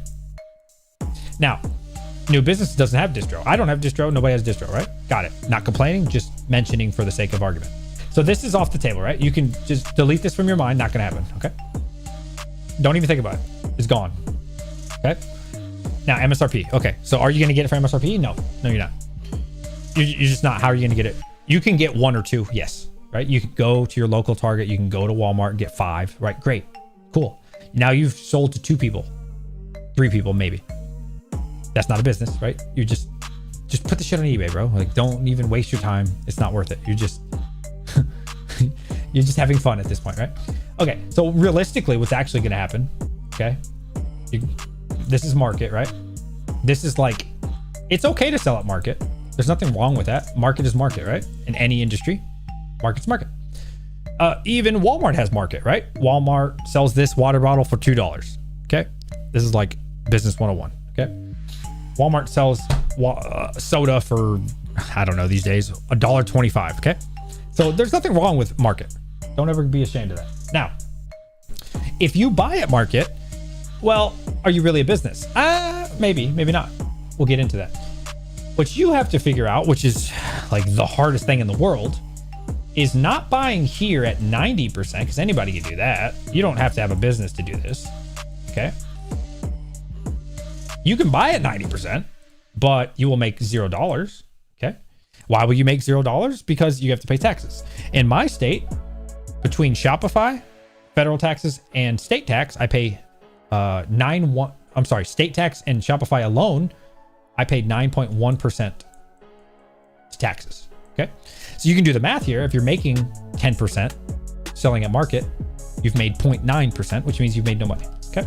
And that's also assuming that that someone is even willing to pay you market. Most people I meet are not willing to pay market. How do I know that? Because I would have already been sold out of everything if they were willing to pay market, right? People are always looking for a deal, as they should. So you, as the new business, little Timmy out there trying to make it big, we already know that 90% is off the table, okay? So we know distro is off the table, and we know that 90% is off the table. You have no money to be made, okay? So now you need to try to get 80%. Okay, now you need to be careful with this because 80% is not equal on all products. Mind you, if you go out and you buy, here we go. Love to point this one out. Stellar Crown right now for 80%. You're fucked. You are fucked. Okay, because nobody's gonna buy that. I have Stellar Crown booster boxes on my store for $30 under market, and I've sold 1. Okay, so I can tell you, you try to sell at 85% or whatever, blah, blah, blah. If the product sucks, there's a reason that they're selling it to you for 80%. Okay, so do not get confused. Just buying blindly any product for 80% is not equal. I need you to understand this. Now, the exception is 3 things. Well, it's a little more than 3 things. We'll just give you 3 for now. Prismatic, okay? 151, Destin Rivals. There are other things, of course, too. Okay. But as a new business, I mean, you know, it's going to be really hard for you to go out and get Evolving Skies and all this shit, right? These are the things that you can potentially get. You know, Paldean Phase, blah, blah, right? Okay. But let's just stick with these three. Now, if you were to get Prismatic, 151, or Destin Rivals at 80%, I'm here to tell you, you will sell those. Okay. And you will make a little bit of margin, potentially, 5 to 10%. I'm going to say would be your profit because again, most people are cheap, understandably so. They're trying to get a deal. So your profit is probably going to be about 5 to 10%. If this is a huge if, guys, if you manage to pick up Prismatic, 151 or Destin Rivals. Now, what is realistically going to happen? Okay, good question. Realistically, at this 80% magic mark, you know, you're on Facebook and you found something for 80%. You're so excited. You know what you're actually going to get. You're going to get White Flare. Okay. White Flare. You're going to get Twilight Masquerade. You're going to get Journey Together. You are going to get Surging Sparks. Right? You're going to get Stellar Crown. Great. Okay. Awesome. So you bought all this. You're feeling good. You're like, yes, I'm under market. People are going to buy it. No, they're not. No, they're not. They don't care. Nope. So you just fucked yourself. So now you've tied up this money into these garbage ass sets, right? Now you have tied up your money in these trash sets. Now, am I saying that Surging Sparks is a trash set? No. Am I saying that these sets are a trash set? No. What I'm saying is, if you're trying to run a business right now, you need to buy and sell. It's really that simple.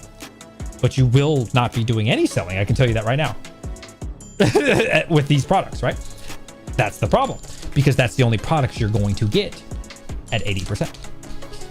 Unless you know a guy, and you know, of course there's the exceptions to the rules. You're going to find one person, but most people, 9 out of 10 of them, maybe even more, to be honest with you, 99 out of 100 people are not going to sell their Prismatic 151 or Destin Rivals for 80%. Why would they? Even in the downturn right now, you can easily get 90% all day. You can easily get 90% for, DR, Prismatic all day, every day. Doesn't matter, right? So there's no situation, I don't want to say no situation, but there is a very small chance that people are willing to sell the good stuff for anything less than 90%. So this is where you find out what kind of person you are, because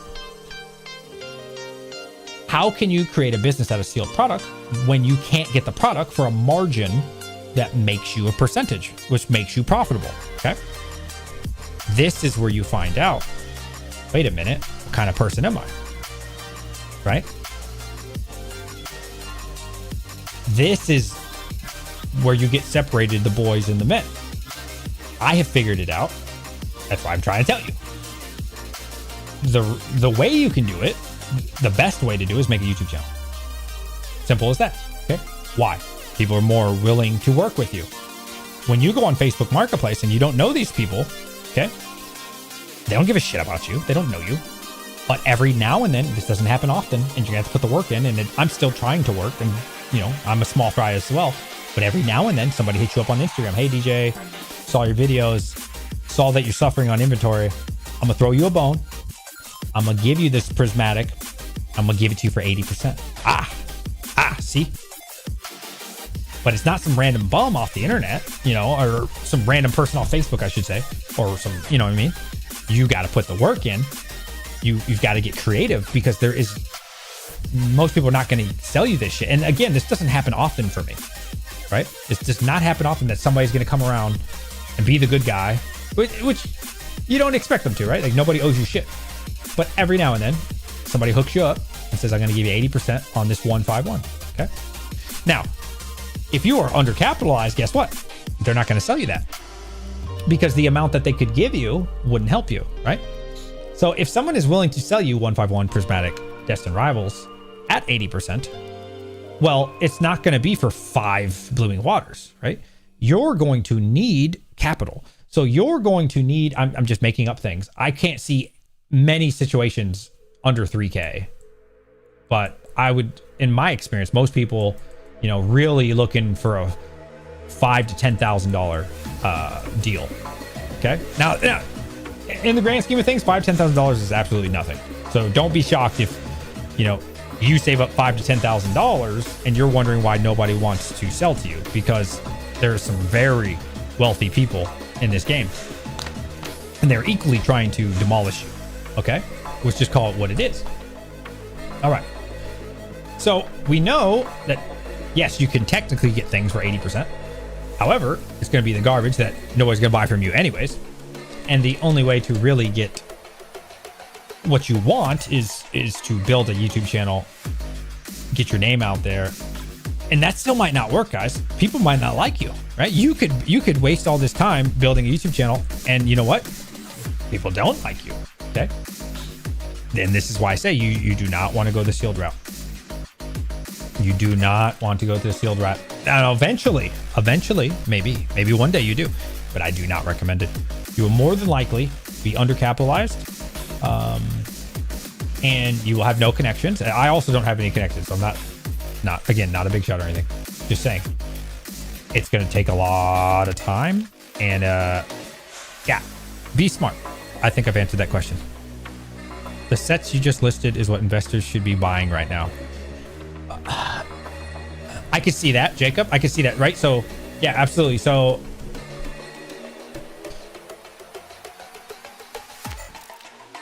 you know, like investing and running your business are two different things, right? Now, I invest as well. I have lots of sealed product, right? Sealed product. And I don't put that on the store because it's an investment for me. Prismatic sealed ETBs. Nice looking cases. That is an investment. I bought 4 cases of the UPC sealed, right? That is an investment. You don't see me selling those. I do sell, you can see it. You probably can't see it right there. I do sell the UPCs that are already open, but the sealed product is an investment. So the sealed product will get rarer over time. You see what I'm saying? Especially the cases. But, you know, you can go to Costco and you can go get it, whatever, right? But you're not gonna be able to go get a sealed product, a sealed case. So that's when things do get a little bit different, you know, a little bit more difficult for sure. My point is this. And here's the other thing. If this is interesting, type 33. If it's not, I'll stop talking about it. I want to make sure you guys are interested in this conversation. Yes, I went the sealed route. Yep. Yes, Peter. Type 33 if it's interesting. If it's not, I can change the subject, but I find it interesting to talk about, at least personally.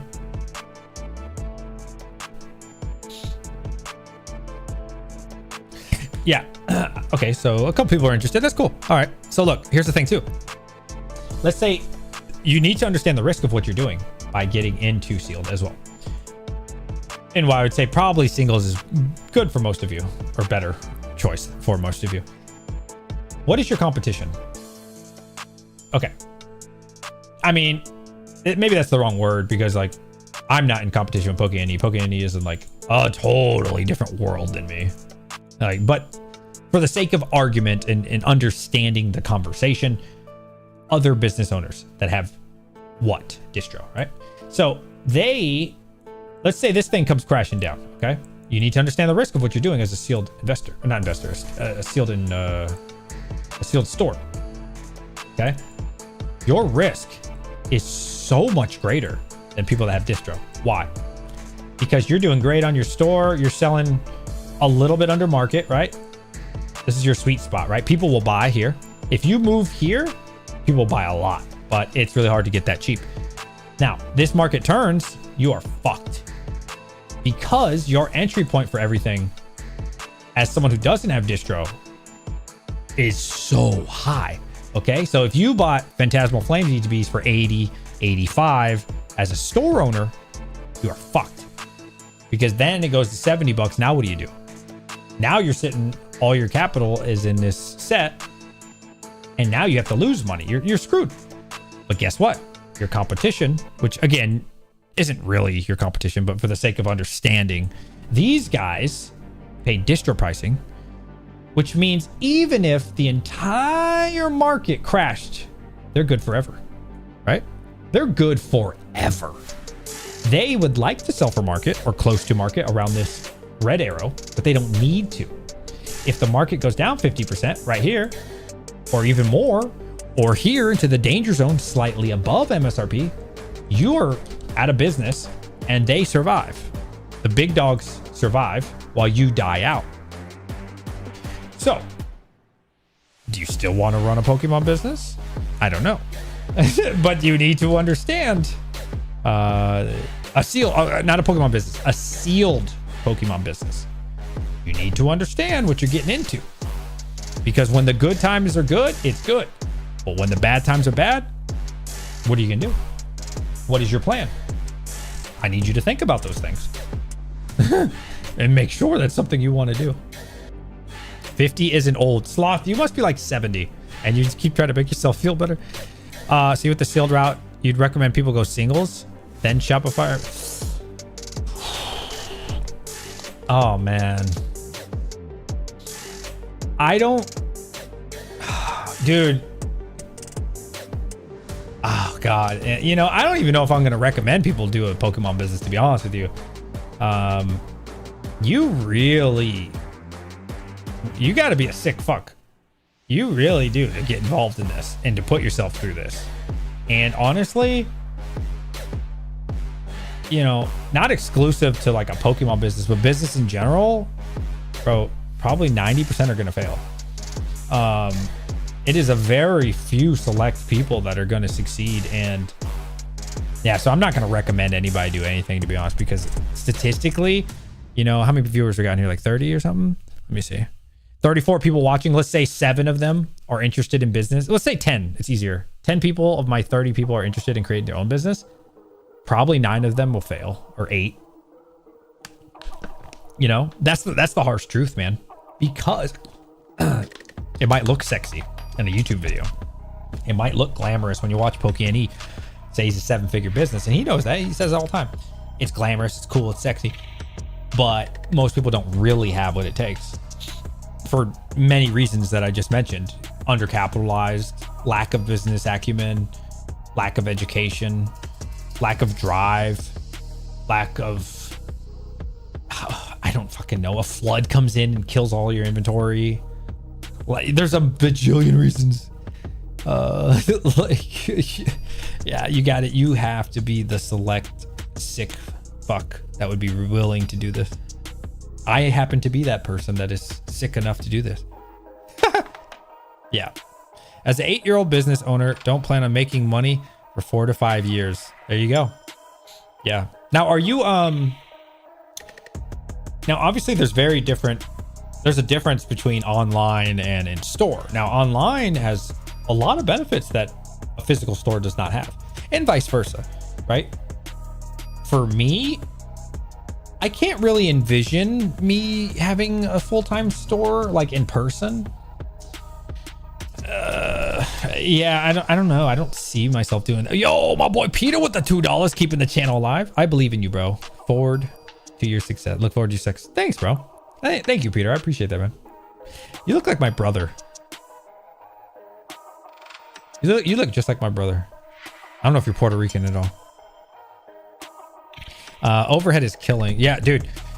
If you guys haven't watched Rudy's videos on like why you should not make a store, that's a physical store. Oh, dude, the realities. You gotta be a real sick fuck to make that. Having a YouTube channel, social media is the winner in being successful. Yeah, for sure. But YouTube's good. YouTube's good. Bucket is successful because he started a YouTube channel. Exactly, and he says that all the time, right? Like, the only reason I have sales on my store is simply because of the YouTube channel. If I were to just make a store, it wouldn't do well. It just wouldn't, you know, like what drives the success is YouTube. I 100% agree. 100%. You know, I'm more e-commerce focused. I don't see myself vending or having a physical store. Also don't have time. Yeah, I hear you, man.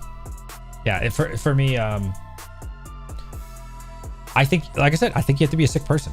Like, there is the sacrifice, and I mentioned this in one of my videos recently, actually. Like, do you really want to own a Pokemon business? the things that you have to sacrifice, like, it's not for everybody, man. Really, with any business, I don't think that's exclusive to Pokemon. You have to have like, you're gonna sacrifice time from your loved ones, memories that you would have with them, and like, you have to be okay with that. And so, like, that's when it gets dark, right? Like, hey, Susie, hey, Timmy, I would love to hang out with you, but I just got 20 orders. Like, is that something that you're ready for? Is that something you want to do? Because it's going to happen if your store's successful. Now, my store is, again, not even in the realm of like Pokeanese and stuff, right? But I've had days where I was packing till 3 o'clock in the morning. I didn't see my kids that day. You know? And obviously I'm not happy about that, but like, there's a lot of people that it sounds really sexy. It sounds good. You see the number, you see some money. You're like, fuck yeah, I want to make an extra 3,000 that month. I want to make an extra 5,000 on top of my 40-hour job, until it happens. And then you see, hey, you know, kid comes in, hey, you want to watch the show with me? Oh no, I can't, because now I got to pack boxes. That's the dark side that they don't tell you about. That's the dark side that I'm warning you about. And then if you ever got to like Pokeanese, I don't think he has kids, which is great. But if you ever got to Pokeanese size, my whole store on Shopify, just Shopify, I think we're up to like $28,000 or $29,000 in sales. On one of his older videos, I have no idea what he does now. He would do, I think he said 12,000 a day. A day. Maybe it was even up to 20,000. It might have been 20,000 these days. Envision this. $15,000 worth of merchandise that you have to pack. Okay? What are you going to do? You gonna not pack them? No. The customers are waiting. So as time goes on, as your store grows more, as you get more success, now you have to neglect others. And again, that is the dark side. So I really tell people, like, be sure that this is something that you want, because the more you put into it, you lose in other ways too. You know what I'm saying? You gain monetarily, but you lose in like other ways. You see what I'm saying? It's a give and take. And that's why I don't recommend for most people. Absolutely. I do not. I really don't. I really don't. For most people. I happen to be a sick individual. I am a very sick individual. I know that. Like I said, I work 60 hours a week. And then what I do, and I do not, I definitely don't recommend this, is I choose to lose sleep. I still make sure to see my family. Now, is it as much as I'd like to? No, it's not. It's not. Admittedly, like when you die, you know, I don't give a shit about the Pokemon business, but you can care about seeing your kids, right? But I always make sure to hang out with them. Besides tonight, I feel kind of bad. I didn't even notice it's 10 o'clock. They're already sleeping. I always make sure to like tuck them in, you know, talk to them a little bit, blah, blah, blah, blah, blah. But in order to do that, or in order to have that time with them, now, you have to wake up at 5:50 the next day if you work early like I do. So you got to push it into sleep. And then, the first time you don't get a lot of sleep, it's not a big deal. Day number 2, 3, 4, 5. Now you're like, oh shit, what am I doing? Right? What am I doing to myself? Oh my God. Family's getting mad at you. You're losing sleep.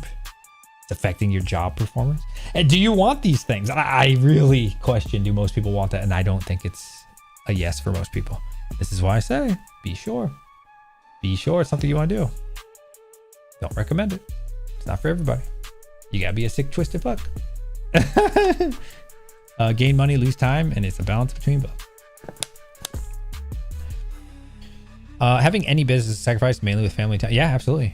Absolutely. Another great thing is buy someone else's business that's already done the legwork. Rebuild. I mean, who's going to sell you their business though? Like, what do you think a business costs though? Like, what type of business? Bro, it is really easy to get a good percentage for your Pokemon. Like, you're not gonna... Dude, I've literally offered people $300,000 for their collection and they told me fuck off because I offered them 70%. You see what I'm saying? So like, you can come in and big dick it. You think you're big dicking it, bro. But like, bro. It's not what you think, man. It's not what you think. There's always somebody. Here's the thing too. Something else to consider. There's other people in different advantages that you don't have. Okay. And this is why I say do not get into sealed unless you're crazy. Whatnot. eBay Live. Guess what? Those are the people who pay 90%. So you come in, new business guy, you're hot shit, blah, blah, blah. And you say, I'm going to pay you 80%. And you think, I'm so sorry. It's a soda. You think, oh, you know what? I'm going to offer these people 80%. And they say, no, thanks. I'll get 90. Why? Because Whatnot streamers will pay 90 all day. Why? Because their viewers are, I'm not going to say the R word, idiots. Are idiots, and they will pay $120, $130 for a white flare ETB that's worth $75, $80. Right? So they don't mind paying that premium of 90% for everything, 95% often, because they know they're going to get 120, 130, 140% on everything they sell, right? The big guys do that all day, every day. There's so many idiots on Whatnot and eBay that pay these prices. Stupid. Just morons. You can almost buy two for the same price that they're paying one, but irrelevant. You know what I'm saying? So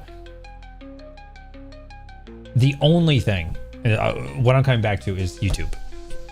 That's the only advantage you're going to have is building a great YouTube channel. And that is your only hope, in my opinion. I just scored a Black Bolt booster bundle from a Pokemon vending machine. It's like, oh, nice, dude. I don't have any of those around me. Everyone has to work regardless. You only get out of life what you put into it. That being said, a lot of people aren't cut for it. 100%. 100%. Yeah, 100%, dude. You know, I would treat it like a side hustle. And like, here's the thing, dude. If your goal is to make a bunch of money, there's way better ways to just make a bunch of money. If you just want to make a bunch of money, honestly, make sure to take care of your retirement, Roth IRA. Once you've done that, I'm going to say buy some Bitcoin.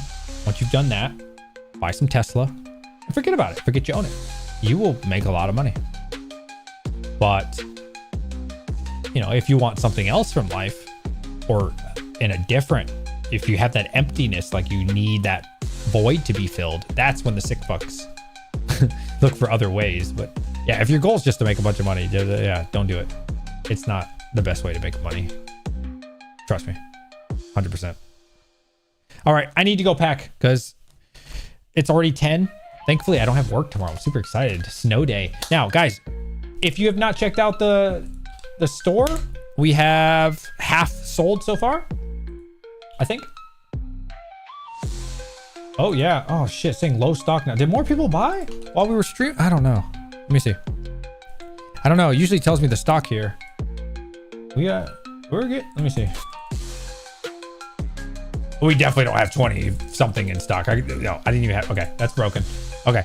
Anyways, yeah. Here is the link if you guys decide. I appreciate every single one of you. It's been a pleasure.